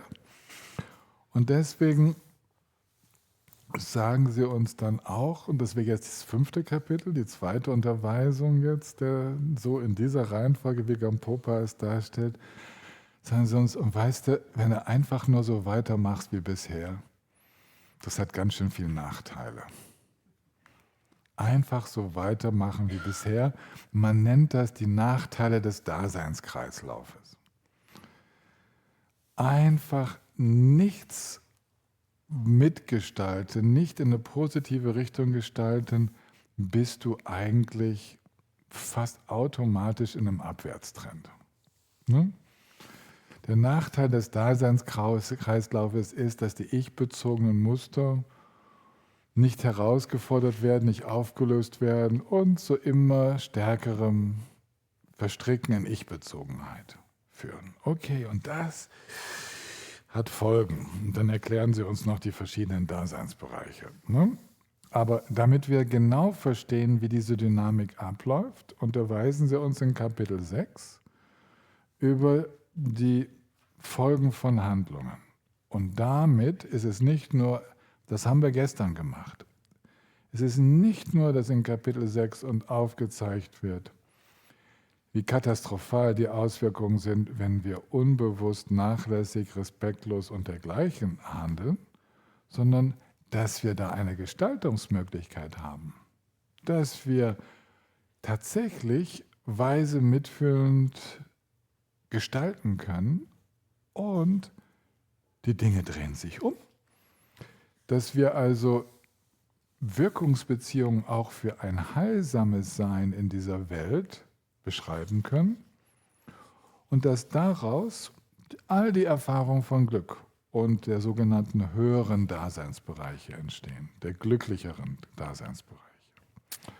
Aber zu einer kompletten Erklärung gehört auch, hier zum Beispiel Gampopa erklärt die 4 Dhyanas, die vier meditativen Versenkungen, die erklärt er im Rahmen des Karma-Kapitels, weil das einfach die Auswirkungen eines besonderen Gestaltens unseres Seins in dieser Welt ist. Das ist einfach die Folge davon, worauf wir unsere Aufmerksamkeit richten. Ist interessant, ne? Man findet jetzt die Dhyanas hier, die 4 Stufen geistiger Sammlung im Bereich der Form und Formlosigkeit, die findet man gar nicht im Bereich über Meditation, weil das kein Ziel in sich ist. Man findet sie im Bereich der möglichen Erfahrung des Daseinskreislaufes, in dem Gestalten, was so zu glücklichen und ganz weiten, offenen Erfahrungen führt. Und dann gibt es noch ein paar zusätzliche Erklärungen zu diesem Thema, dass zum Beispiel selbst kleine Handlungen, selbst kleine Veränderungen in unserer Sicht Riesenauswirkungen haben können, in beide Richtungen. Es wird darüber noch gesprochen, dass diese Auswirkungen diesen Geistesstrom nicht verlassen. Also das, was ich mit meinem Geistesstrom einstelle, wird nicht einfach bei dir reif werden, ja, wird nicht einfach überspringen, sondern jeder ist für sein Erleben selbst verantwortlich, nicht im Sinne eines stabilen Ich, sondern im Sinne von einem dynamischen Gestalten. Ja, wenn wir heilsam gestalten, das heißt, wenn tatsächlich Liebe zur gestaltenden Kraft wird, Selbstfürsorge, Fürsorge für andere, einfach nur das, sich gut um sich selbst und sich gut um andere kümmern, dann hat das Auswirkungen und das Leben wird anders. Und wie oft haben wir das schon erlebt, dass das Leben eben nicht glücklich wird, weil wir viel haben, sondern weil wir mit einer Einstellung durchs Leben gehen, die das, was wir haben, mit tiefer Wertschätzung erfüllt. Dass wir in Freundschaft mit Mensch und Tier leben und auch mit Pflanzen. Das ist eine Lebenshaltung, die glücklich macht. Und die hat immer mehr Auswirkungen. Immer mehr Auswirkungen. Sie hat auch einen selbstverstärkenden, ja, ist eine selbstverstärkende positive Spirale, die wir da anstoßen können. Und dann, logisch, Gampopa, 7. Kapitel, spricht er uns etwas ausführlicher über Liebe und Mitgefühl. Ist ja klar, weil er will uns die Dynamik des positiven Gestaltens, des heilsamen Gestaltens noch näher bringen. Und deswegen schließt sich daran an, er schließt nicht die Erklärung an über die 3 Arten von Liebe, die 3 Arten von Mitgefühl, wie wir die kultivieren können. Und so diesen Aufwärtstrend, ja, in unserem Geschehen, in unserem Erleben, wie wir den unterstützen können. Und ihr müsst euch den Aufwärtstrend im eigenen Erleben wirklich wie einen Börsenkurs vorstellen. Zickzacklinie. Es geht auf und ab, aber es lässt sich ein Trend feststellen. Es ist nicht so, bloß weil wir heilsam anfangen zu handeln, dass die positiven Auswirkungen gleich kommen. Die Entscheidungen, die jetzt getroffen werden, die zeigen sich frühestens im nächsten Geschäftsjahr. Okay? Ja, und vielleicht noch später. Es ist nicht immer gleich, die Frucht einzufahren von einer heilsamen Dynamik. Vielleicht müssen wir uns in manchen Bereichen auch gesund schrumpfen. Ja, also vielleicht braucht es einen Schuss Einfachheit, ein Aussteigen aus einer gewissen Komplexität, damit die positiven Kräfte sich wirklich zeigen können. Wenn wir in dieser Komplexität weiter unterwegs sind, erschöpfen wir gleichzeitig Ressourcen in uns, während wir zwar andere schon nähren, aber wir sind noch nicht ganz so klug, noch nicht ganz so energieeffizient unterwegs. Der ganze Dharma ist übrigens nur eine versteckte Unterweisung in Energieeffizienz. Es ist von Anfang an einfach ein super ökologischer Ansatz, wie finde ich zum Perpetuum mobile?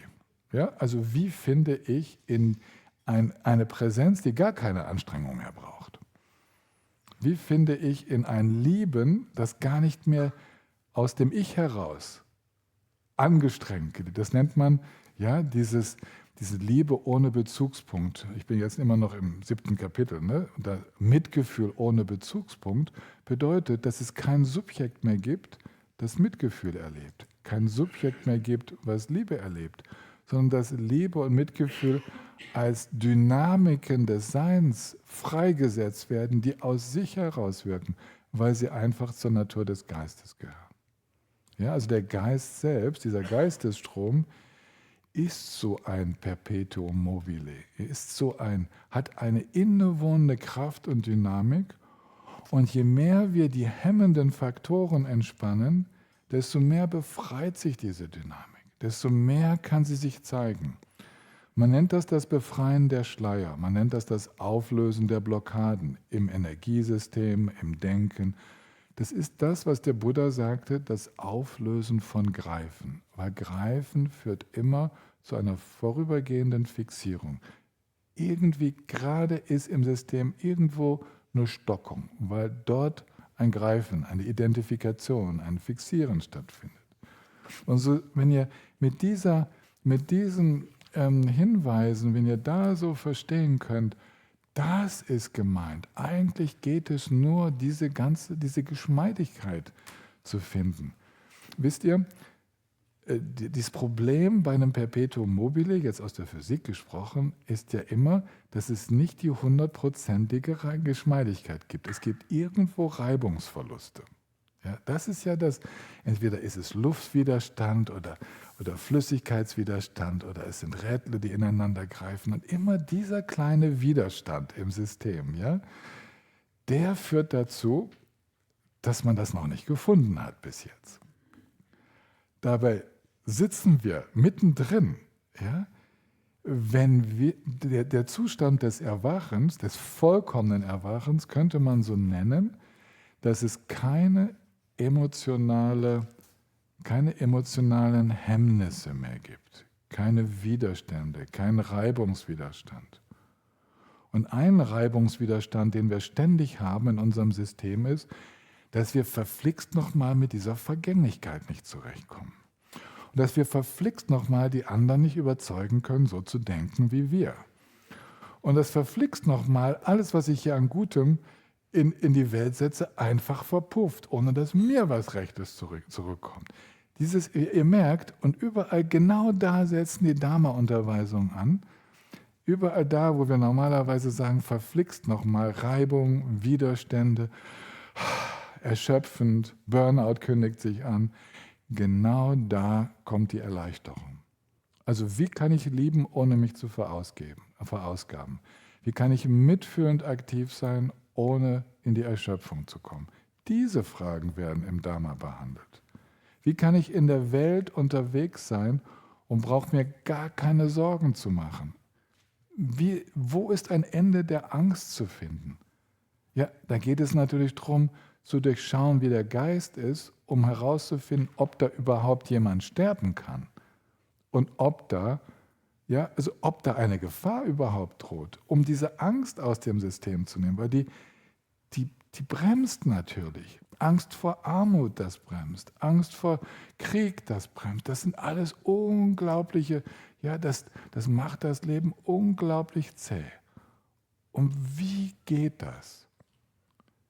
Wie geht das, entspannt, weiten Geistes unterwegs zu sein, auch wenn es Krieg hat? Ich erwähne es ja immer wieder, ist ja gerade so ein wichtiges Thema. Ne? Soweit ich zählen konnte, hat der Buddha in seinem Leben in diesem Nordindien 5 Kriege erlebt. Ne? Einer davon hat sein eigenes Volk ausgelöscht. Da musste er durch, da ist er durch, mit dieser Geschmeidigkeit des offenen Geistes. Es ist nicht, dass das erst bei uns passiert. Und 100 Jahre später, wisst ihr noch, die Bekehrung von Ashoka, das größte Gemetzel, was der indische Subkontinent je erlebt hat, mit über 100.000 Gefallenen in Orissa. Dadurch wurde er zu dem Kaiser. Dadurch hatte er dann die Vorherrschaft über ganz Indien. Niemand kam ihm gleich, aber er stand im Blutlachen. Und das war der Moment seiner Bekehrung. Da wurde er tatsächlich offen für den Dharma. Also wir sprechen nicht über Zeiten, ja, damals goldene Zeiten, heute schlimme Zeiten und sowieso wird alles schlimmer, sondern das, was der Dharma anspricht, das sind die Themen, die es immer schon gab. Also, Liebe und Mitgefühl. Ne? Ich habe jetzt nicht das Bedürfnis, euch Details zu geben, das machen wir ja diesmal nicht. Ne? Das habe ich alles unterrichtet. Das war zum Beispiel in Freiburg Thema. Dort haben wir ein Wochenende nach dem anderen gemacht zu den einzelnen Kapiteln des Schmuckes der Befreiung.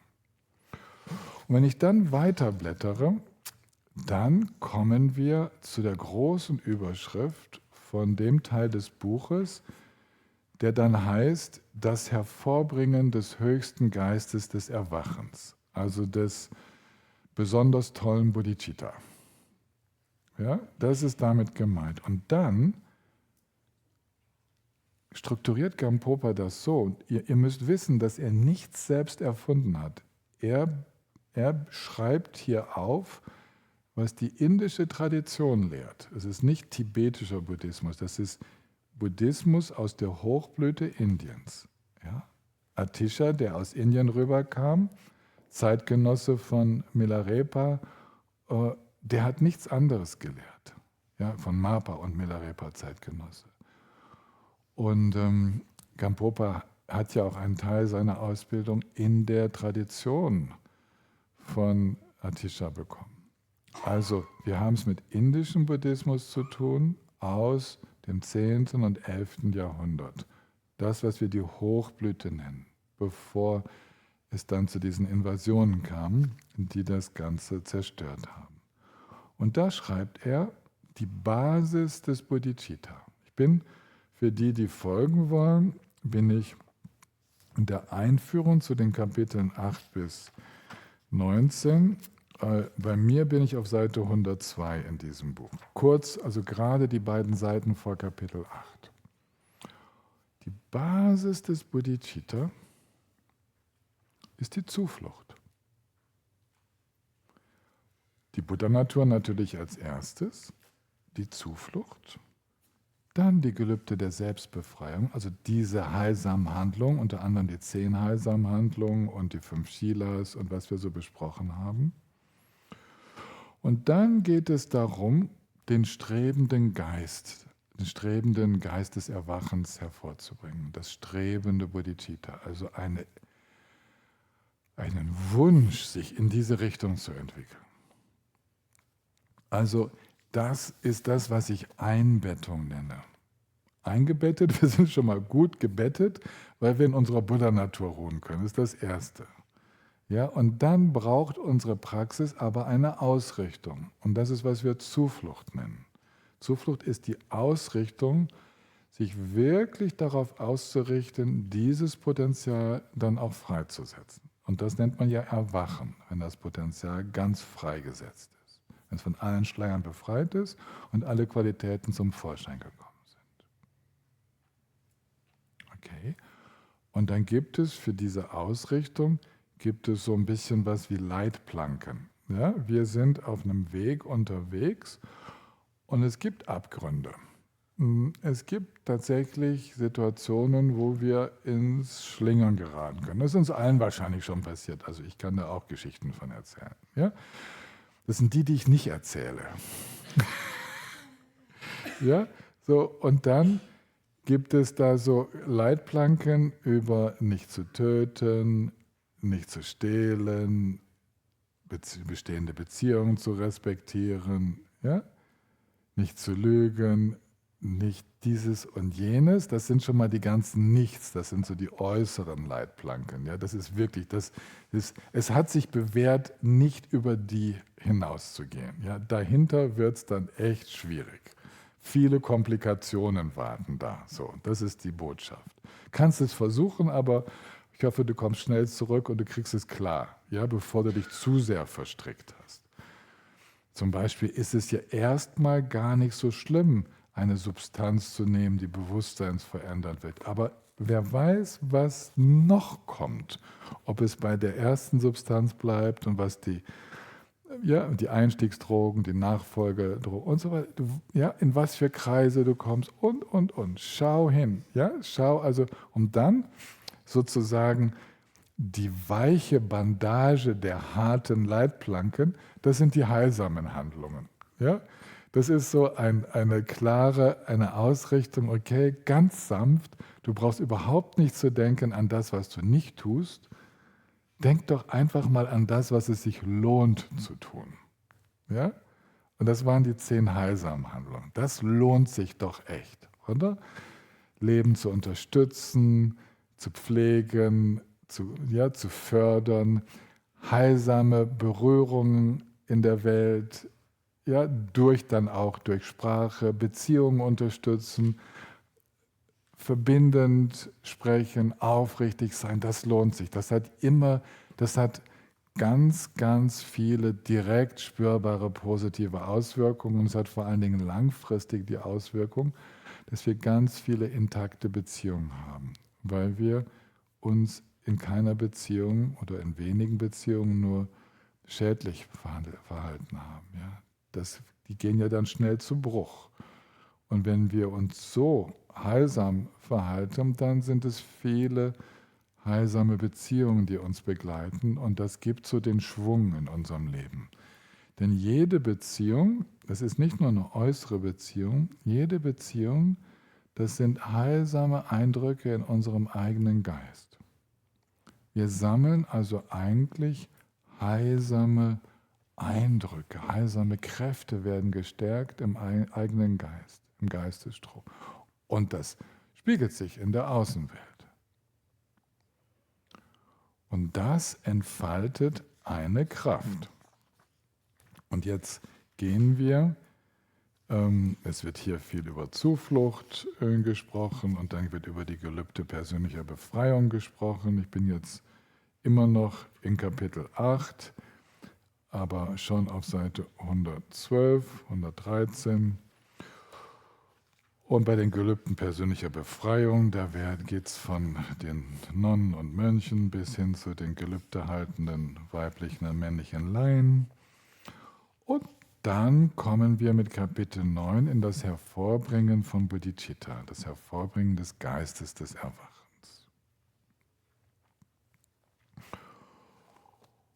Und natürlich juckt es mich, euch das alles genau zu erklären. Es ist unheimlich schön, wenn ich jetzt zum Beispiel mein Lieblingskapitel hier, diese 22 Beispiele für Bodhicitta, das ist einfach nur köstlich, da durchzugehen und jedes dieser Beispiele zu erklären, was damit gemeint ist und so.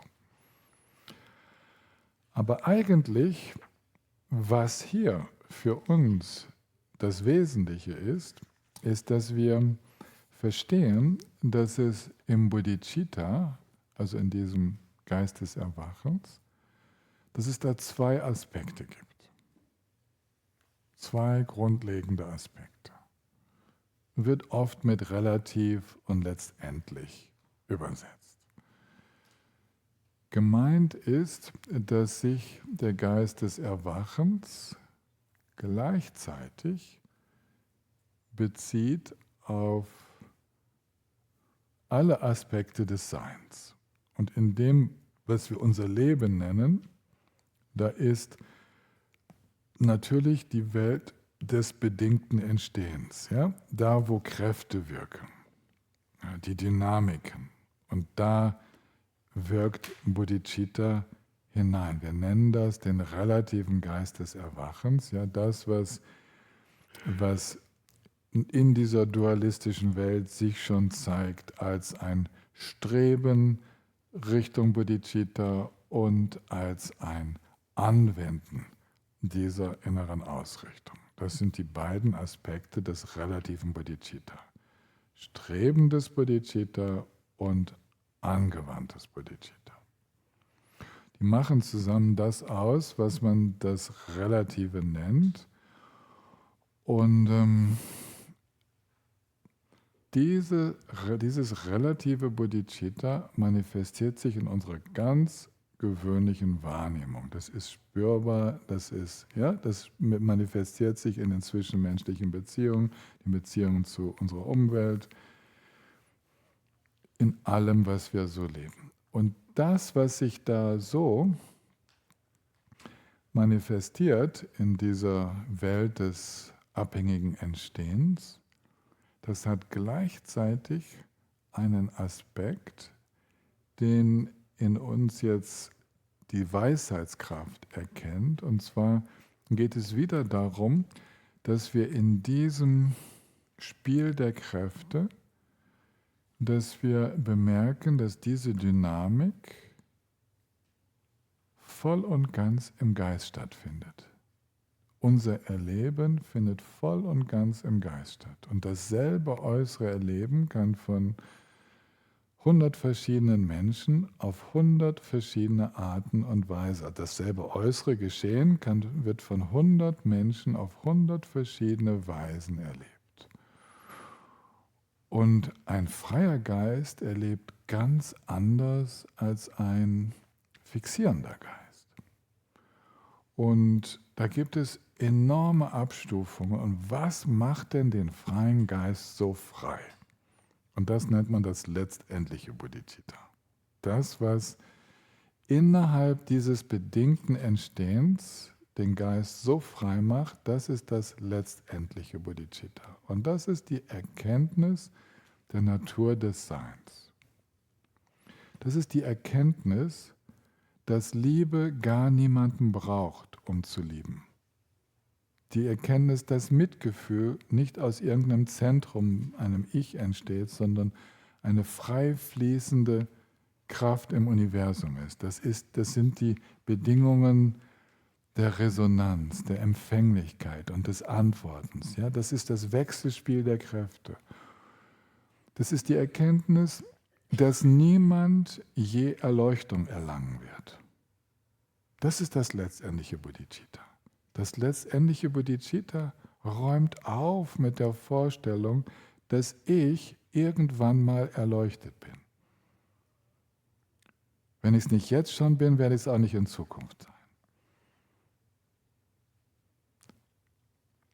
Diese Vorstellung von einem Ich, das dann erwacht und einem Ich, das andere hilft, die genauso vergegenständigt werden wie das Ich, was hilft, das Helfer-Ich und das geholfenen Ich, das sind diese Vergegenständlichungen, die werden im letztendlichen Bodhicitta durchschaut. Das sind Irrtümer. Das sind Irrtümer. Das letztendliche Bodhicitta ist die Weisheit. Das ist die Weisheitskraft, die merkt, dass der Weg der Befreiung hier eine Bewusstseinsänderung ist. Eine Bewusstseinsänderung, die dazu führt, dass die Trennung zwischen Subjekt und Objekt aufhört. Die Trennung zwischen einem vermeintlichen Ich und einem vermeintlich davon getrennten anderen. Das ist das letztendliche Bodhicitta. Okay? Das letztendliche Bodhicitta ist genau das, was dann den Weg des Bodhisattvas, den Weg der Bodhisattvi, so spielerisch macht. Weil das letztendliche Bodhicitta bewirkt, dass sich dieses konventionelle Ich auf der relativen Ebene nicht mehr für wirklich nimmt und deswegen auch nicht mehr für wichtig nimmt und deswegen gar nicht Bodhisattva sein muss, weil ein Ich irgendwie das möchte, sondern es ist das Selbstverständlichste der Welt, das, was Geist tut, wenn man ihn lässt, wenn man alle Bremsen wegnimmt, auch noch die Trennung zwischen Nirvana und Samsara, ja, wenn man diese Trennung auch noch auflöst, dann ist dieser Geistesstrom einfach in natürlicher Resonanz. Es sind keine Widerstände aktiv und dann vollzieht sich das Handeln auf der relativen Ebene ganz aus dem Gewahrsein der letztendlichen Natur dieses relativ abhängigen, bedingten Geschehens. Ja, das ist, was dann passiert. Das Letztendliche und das Relative sind nämlich nicht getrennt. Wollen wir besser sagen, das Bedingte, das bedingt Entstehende und seine nicht fassbare Natur sind nicht getrennt voneinander. Überhaupt können Kräfte nur wirken, weil alles Dynamik ist. Und wenn man sich klar macht, dass all diese Dynamik im Geist der Lebewesen einfach wirklich geistiges Erleben ist, und dass alles, ja, das Leid und Glück und Erwachen, alles Erfahrungen in diesem Geistesstrom sind, dann wissen wir müssen im Geist ansetzen. Wir müssen nicht außen ansetzen, die Umwelt verändern, sondern unsere Sicht, unser Verständnis dessen, was passiert, das muss sich ändern. Da werden wir ansetzen. Und wenn wir dann die ersten Duftnoten so mitkriegen von Erwachen, ja, wenn wir so ein bisschen den Geschmack bekommen, da ist ja, wow, das sind ja freie Geistesräume, wow, was da alles möglich ist, dann verstärkt genau das unseren Wunsch, es auch anderen zugänglich zu machen. Ganz natürlich. Braucht sich niemand anzustrengen. Da, wo kein Greifen stattfindet, ist ganz natürlicherweise ein Teilen da. Wir werden ganz von selbst das, was wir selbst erleben und als befreiend und heilsam erfahren, wir werden es ganz von selbst mit der nächsten Person teilen, die vorbeikommt. Es ist so, wie wir völlig selbstverständlich mit der nächsten Person, die vorbeikommt, teilen, wo wir unsere Brötchen gekauft haben. Wir hatten Hunger, wir haben Brötchen gefunden, super. Kommt jemand dabei, sagt, hat Hunger, brauchst keinen Hunger zu haben, da vorne ist der Bäcker. So einfach geht das. Ja? Wir teilen immer das, was wir gerade gefunden haben. Wisst ihr, es gehen ja jeder, der irgendwie so eine Heilmethode entdeckt. Ne? Und dann gibt es, ja, die Heilmethode ist super, boah, jetzt. Ne? Hat mir so geholfen und dann kommt jemand vorbei und der hat selber Problem. Ja, ich kann die Klappe gar nicht halten. Ich muss dem ja erzählen, dass es für genau dieses Problem eine Heilmethode gibt und ich habe es schon ausprobiert und es wirkt und überhaupt, da findest du sie. Das geht alles von selbst. Das sind die normalen Impulse eines Geistes, der ein wenig mitfühlend ist und der nicht ausgebremst ist. Warum würde ich dieses Wissen zurückhalten? Und das ist Bodhisattva-Aktivität, so selbstverständlich. Einfach es fließen lassen, dieses Wissen um das, was befreiend wirkt, es strömen lassen, ohne dem irgendwelche Grenzen zu ziehen. Wenn ich mich um 100 Personen gekümmert habe, habe ich für dieses Leben mein Soll erfüllt. Dann ist Feierabend. Das ist eine Grenze. Wenn ich mich um 1 Milliarde gekümmert habe, aber dann ist wirklich Schluss. Den Rest sollen die anderen erledigen. Wieso eigentlich? Es fließt doch. Lass es weiter fließen. Deswegen wird Bodhicitta zum Beispiel mit Wasser verglichen. Es fließt und fließt und fließt. Ja? Solange es noch Gefälle gibt, gibt es ein Strömen. Und das ist mit dem Bodhicitta genauso. Dieses innere Wissen ums Erwachen, das fließt natürlicherweise dorthin, wo dieses Wissen, diese Freiheit noch nicht erlebt wird. Ganz einfach, weil das Gesetz des Herzens ist. Das ist kein von außen, das ist einfach ein Naturgesetz. Dass wir das, was uns gut tut, teilen mit anderen, die genauso etwas suchen. Das ist so selbstverständlich und es ist völlig anstrengungslos. Okay? Und jetzt habe ich viel über das angewandte Bodhicitta schon gesprochen. Merkt ihr, die Umsetzung in der Welt.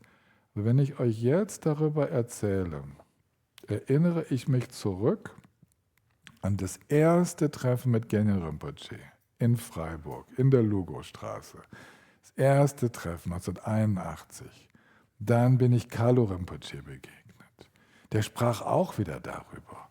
Und dann habe ich bei Kalu Rinpoche dieses Bodhisattva-Gelübde genommen. Und das war der Moment, wo das strebende Bodhicitta so stark wurde, dass es zu einer Formulierung kam, ja, ich widme mein Leben dem Erwachen aller. Okay? Und ich wusste damals in Bordeaux, das war dieses deutsch-schweizer Dorf in den norditalienischen Alpen, das war so eine Enklave da, so eine buddhistische Enklave da. Und dort hat das stattgefunden mit Kalu Rinpoche. Und das ist der Moment gewesen, wo ich als Medizinstudent damals, ich war 24, denke ich mal, 24, 25 so, wo ich gewusst habe, dass mein Leben mir nicht mehr selbst gehört. Ja, die Lehren, die ich zwischendurch gehört hatte, hatten ausgereicht, um mir die Angst zu nehmen davor, dass mir mein Leben nicht mehr selbst gehört. Es gehört jetzt dem Erwachen aller Lebewesen. Aber ich hatte ja keine Ahnung, was das Erwachen ist. Deswegen nennt man das Streben des Bodhicitta, weil man keine Ahnung hat. Sonst würde man das Wissen des Bodhicitta nennen oder so etwas. Aber wir sind irgendwie inspiriert und wir haben etwas in uns sagt, verflixt nochmal. Die sind echt gut drauf, diese Typen da. Und das inspiriert und das weckt mehr Kraft in mir und mehr Vertrauen als alles andere, was ich sonst so gehört habe. Und eigentlich würde ich gerne. Und damit fängt das strebende Bodhicitta an. Ja? Mit diesem eigentlich würde ich gerne, ich weiß ja nicht, wie es geht, und dann warten wir noch so ein bisschen und irgendwann haben wir so viel auch an Verständnis gesammelt und persönliche Erfahrung, dass wir aus dem strebenden Bodhicitta ins angewandte Bodhicitta gehen. Ja? Also der Wunsch ins Erwachen zu gehen zum Wohle aller, das ist das Strebende, und dann gehört zum Bodhisattva-Gelübde normalerweise dazu auch zu sagen, ja, und ich werde diesen Wunsch umsetzen. Ich mache mich auf die Reise. Gengen Rinpoche sagte immer, das strebende Bodhicitta ist so wie der Wunsch nach Indien zu gehen. Er kam ja gerade aus Indien, deswegen er sagt immer, der Wunsch nach Indien zu gehen. Und das angewandte Bodhicitta, Das sind die Schritte auf dem Weg, die ich mache, um nach Indien zu kommen. Die Bedingungen zu sammeln, um den Flug zu buchen und den Flug zu nehmen oder zu Fuß oder mit dem Fahrrad oder was auch immer. Wie ihr auch dahin kommt. Man setzt sich in Bewegung. Man ist noch längst nicht in Indien, aber die Bewegung ist schon mal ausgerichtet. Das ist der Unterschied zwischen Streben und Anwendung. Immer kommt zuerst die Idee und der Wunsch und dann kommt die Umsetzung. Und was das Streben angeht, da widmet dann Gampopa, ich muss so ein bisschen blättern, bis ich zum nächsten Kapitel komme. Nachdem er nämlich dann die Bodhisattva-Gelübde beschreibt, dann kommt in Kapitel 10 kommt die Übung im strebenden Geist des Erwachens.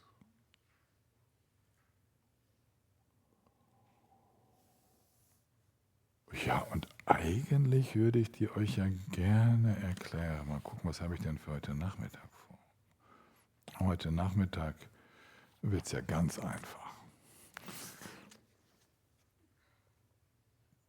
Das strebende Bodhicitta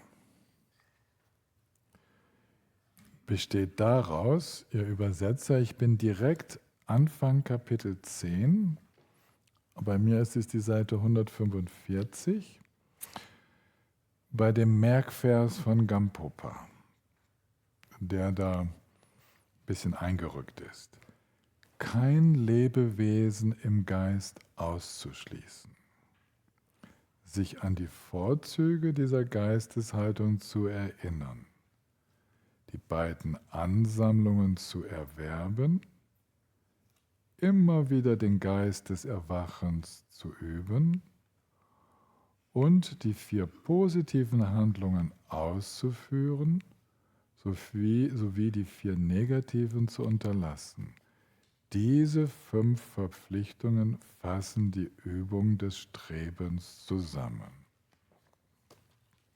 Ich hoffe, ihr hattet das jetzt aufgeschlagen, dass ihr da folgen könnt. Und diese 5 Punkte, die behandelt Gampopa dann im 10. Kapitel. Kein Lebewesen im Geist ausschließen. Bedeutet, die können sich so dumpf verhalten, wie es nur geht. Nie wird mein Herzenstor definitiv zu sein. Es gibt keinen Schlüssel, der mein Herz zuschließt für immer. Gibt's nicht. Die können das Schlimmste anstellen überhaupt, können unglaublich viel Menschen massakrieren, foltern und so weiter.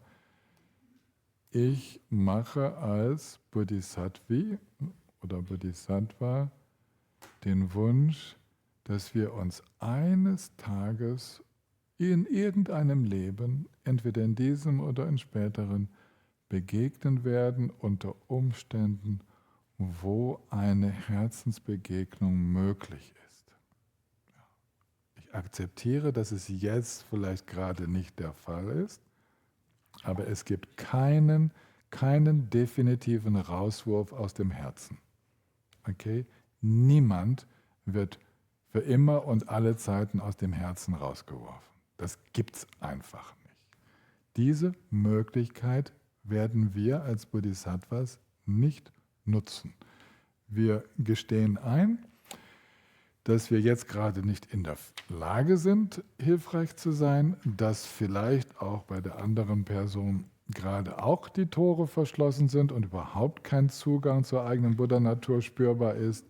Okay, aber irgendwann wird es eine Situation geben können, wo ein Zugang zur Buddha-Natur möglich ist. Und dann möchte ich offen sein dafür. Dann möchte ich genau für diese Situation bereit sein. Das Zweite ist, sich an die Vorzüge des Bodhicitta zu erinnern. was für einen großen Nutzen das für uns und für andere bewirkt. Und dann beinhaltet das Streben, dass ich weiß, okay,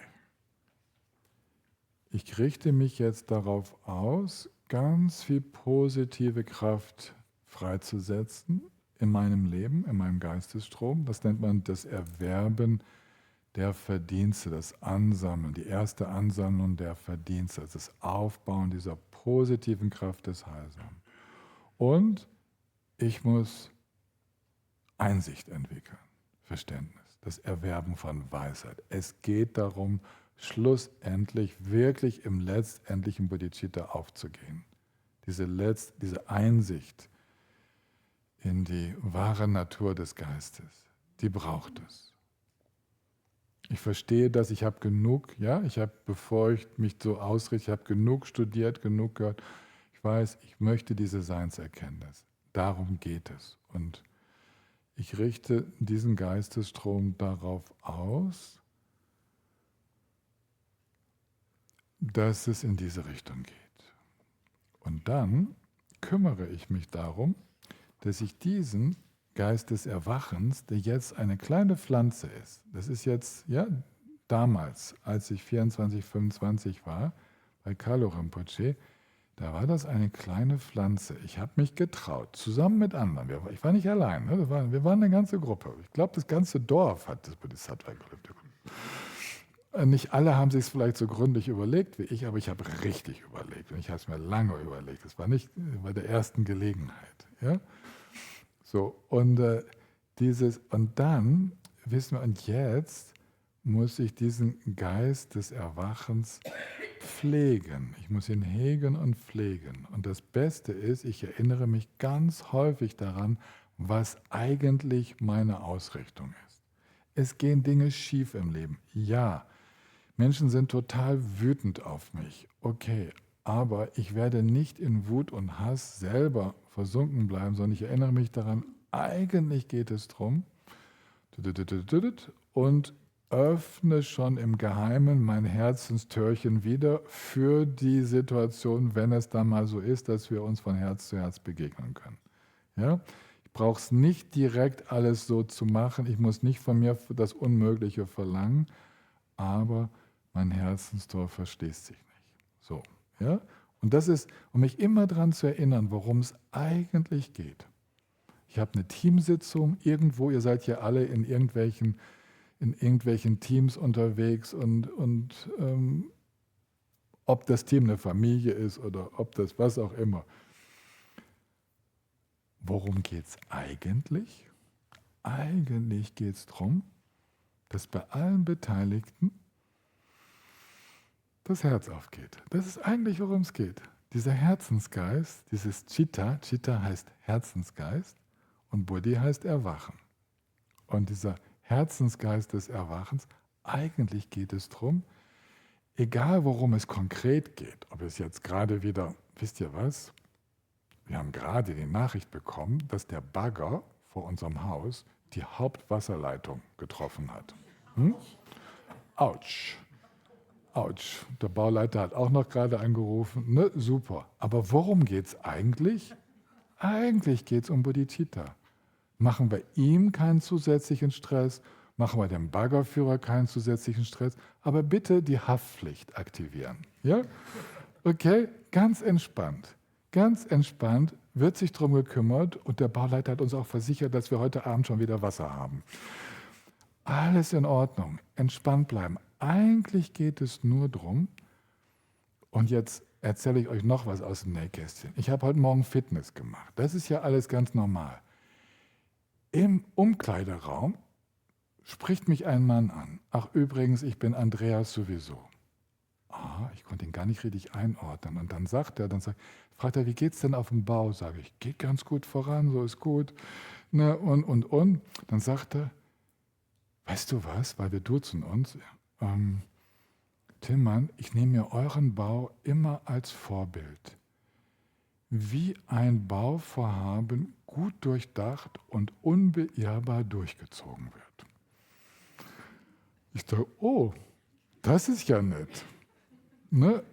Das ist ja nett. Ich glaube, es war der Förster, weil der ist, glaube ich, aus der Waldgenossenschaft und ich meine, den Namen erkannt zu haben und meine, dass es der Förster wäre. Ja? Ich konnte ihn nicht richtig zuordnen. Aber, so, und eigentlich, wisst ihr was, eigentlich worum es geht, wir machen da so ein Bauprojekt, aber alle kriegen mit, dass diese Buddhisten irgendwie gar nicht so doof sind und irgendwie auch dranbleiben können, nicht gleich aufgeben und irgendwie ziemlich gut drauf sind und auch nicht rumschimpfen, bloß weil ein Baggerführer jetzt leider die Wasserführung, also die Hauptwasserleitung gekappt hat. Das geht, ja, das ist eigentlich, darum geht es eigentlich. Das Wesentliche ist nicht, irgendjemanden zurechtzuweisen und selber noch recht zu. Das ist nicht das Wesentliche. Eigentlich geht es darum, dass auch das wieder eine Übungssituation ist und dass es für alle inspirierend sein kann, wie geschmeidig man mit schwierigen Situationen umgehen kann. Eigentlich geht es doch darum. Der Rest ist doch bloß, okay, hat man nicht dieses Projekt, nimmt man ein anderes, okay? Auf was für Ideen ich vielleicht gekommen wäre, wenn ich nicht das Projekt hätte, wollen wir gar nicht wissen. Zum Glück sind meine Kräfte gebunden, ja? Ja, bewahrt uns vor Schlimmerem. Okay, also eigentlich geht es in jeder Situation nur darum, dieses Bodhicitta in uns und anderen zu stärken. Okay? Und als Katalysator unterwegs zu sein. Für gute Prozesse. Das ist doch, worum es geht. Und wenn wir das wachhalten, das nennt man wie nannte es Gampopa, den Geist des Erwachens anwachsen lassen. Das Bodhicitta anwachsen lassen bedeutet kultivieren, es unterstützen, stärker und belastbarer zu werden. Früher bin ich immer weggeknickt. Wenn so Schwierigkeiten auftauchten, bin ich sauer geworden. Okay, ist nicht mehr so oft der Fall, passiert immer noch. Aber häufiger nicht. Und darum geht es doch, Bodhicitta stärker werden zu lassen, sodass das Herz offen bleibt. Es hat gar keinen Schleier bewirkt, diese Nachricht von in der Pause. Ja? Null, hat mich null belastet, fällt mir auch jetzt erst wieder ein, weil ich ein Beispiel brauchte. Ja, so. Und ihr merkt hier, wenn wir uns das vornehmen, das ist strebender Erleuchtungsgeist. Wir sind schon auf dem Weg und wir kultivieren die Geisteshaltung. Und dann geht es darum, den Geist des Erwachens nicht zu vergessen. Ja? Und den Geist des Erwachens nicht zu vergessen, beinhaltet zum Beispiel nach Aussage des Buddhas, niemals bewusst zu lügen, auch wenn es das eigene Leben kostet. Alle Wesen zum Heilsam zu bewegen, sowie sie in den heilsamen Handlungen des großen Fahrzeuges anzuleiten. Bodhisattvas als unsere Lehrer zu betrachten und ihre Qualitäten in den 10 Richtungen zu preisen. Allen Wesen mit einer wahrhaft altruistischen Geisteshaltung zu begegnen, frei von Hintergedanken und Scheinheiligkeit. Das sind zum Beispiel die 4 positiven Handlungen, die dazu beitragen, dass wir Bodhicitta nie vergessen. Weil eigentlich führt Gampopa und führt die Tradition alle 10 heilsamen Handlungen aufs Bodhicitta zurück. Diese 10 heilsamen Handlungen werden natürlicherweise ausgeführt, wenn Bodhicitta in unserem Geist präsent ist. Und damit will ich heute Vormittag abschließen mit einer kleinen Erinnerung an Gengen Rinpoche.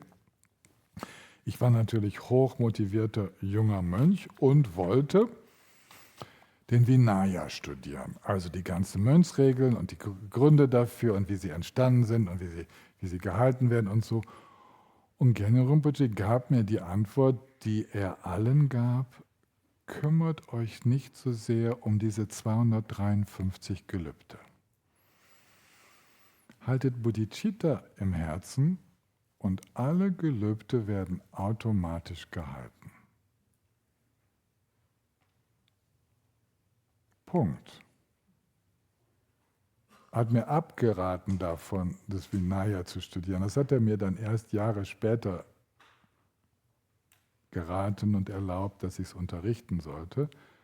Aber der Rat bleibt mir immer im Herzen, eigentlich sind alle diese sogenannten Regeln und Gelübde und was noch kommt, Samayas kommt dann später auch noch im Vajrayana, das alles ist nur Ausdruck von Bodhicitta.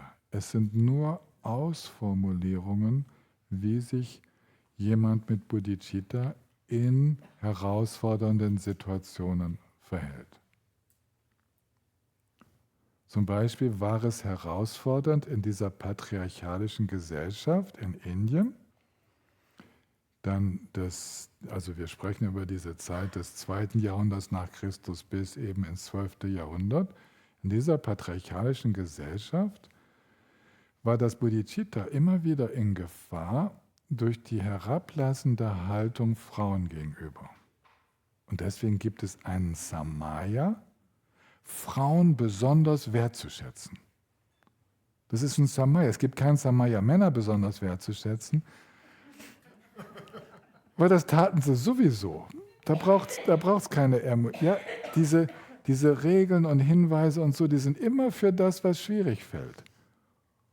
Und tantrischer Buddhismus, also was wir dann tibetischen Buddhismus nennen, aber Vajrayana, ist der Ausstieg aus diesen Verhaltensweisen, wo die Frau so an den Rand gedrängt wurde. Und leider hatte das in Indien nach dieser kurzen Zeit einer Gleichberechtigung gerade wieder zugeschlagen. Ja, und das Kastensystem zusätzlich mit dem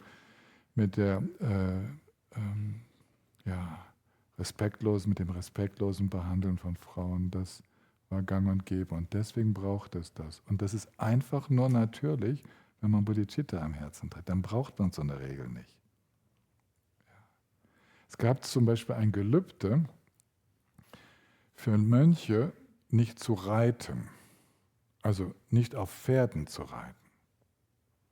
Darum ging es aber, Wege zurückzulegen. Es geht nicht darum, dem Pferd den Spaß zu nehmen, ausgeritten zu werden, sondern es geht darum, ein Tier nicht unnötigerweise mit dem eigenen Gewicht zu belasten.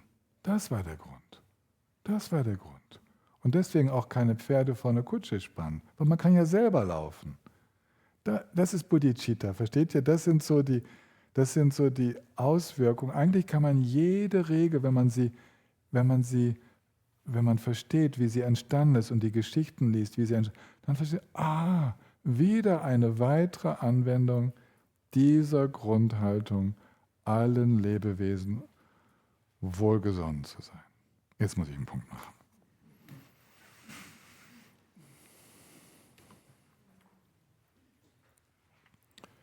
Sunam de yetam jazim panin tamne pedanam pamjenen kengana chim palam tumpaye simpen solendo wandra washoen jampen pavun titang kempadang Kuntu sampo de yang de shinten, den da kunjin jesun da lonjing, gewan den da tam jeram tungo.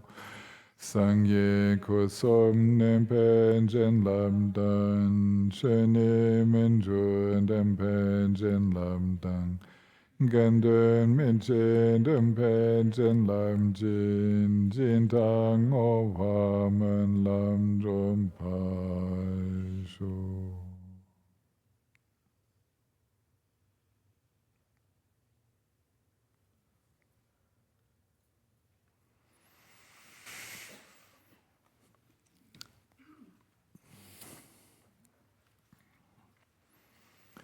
Es geht mit der Meditation mit Marianne weiter um 3 Uhr.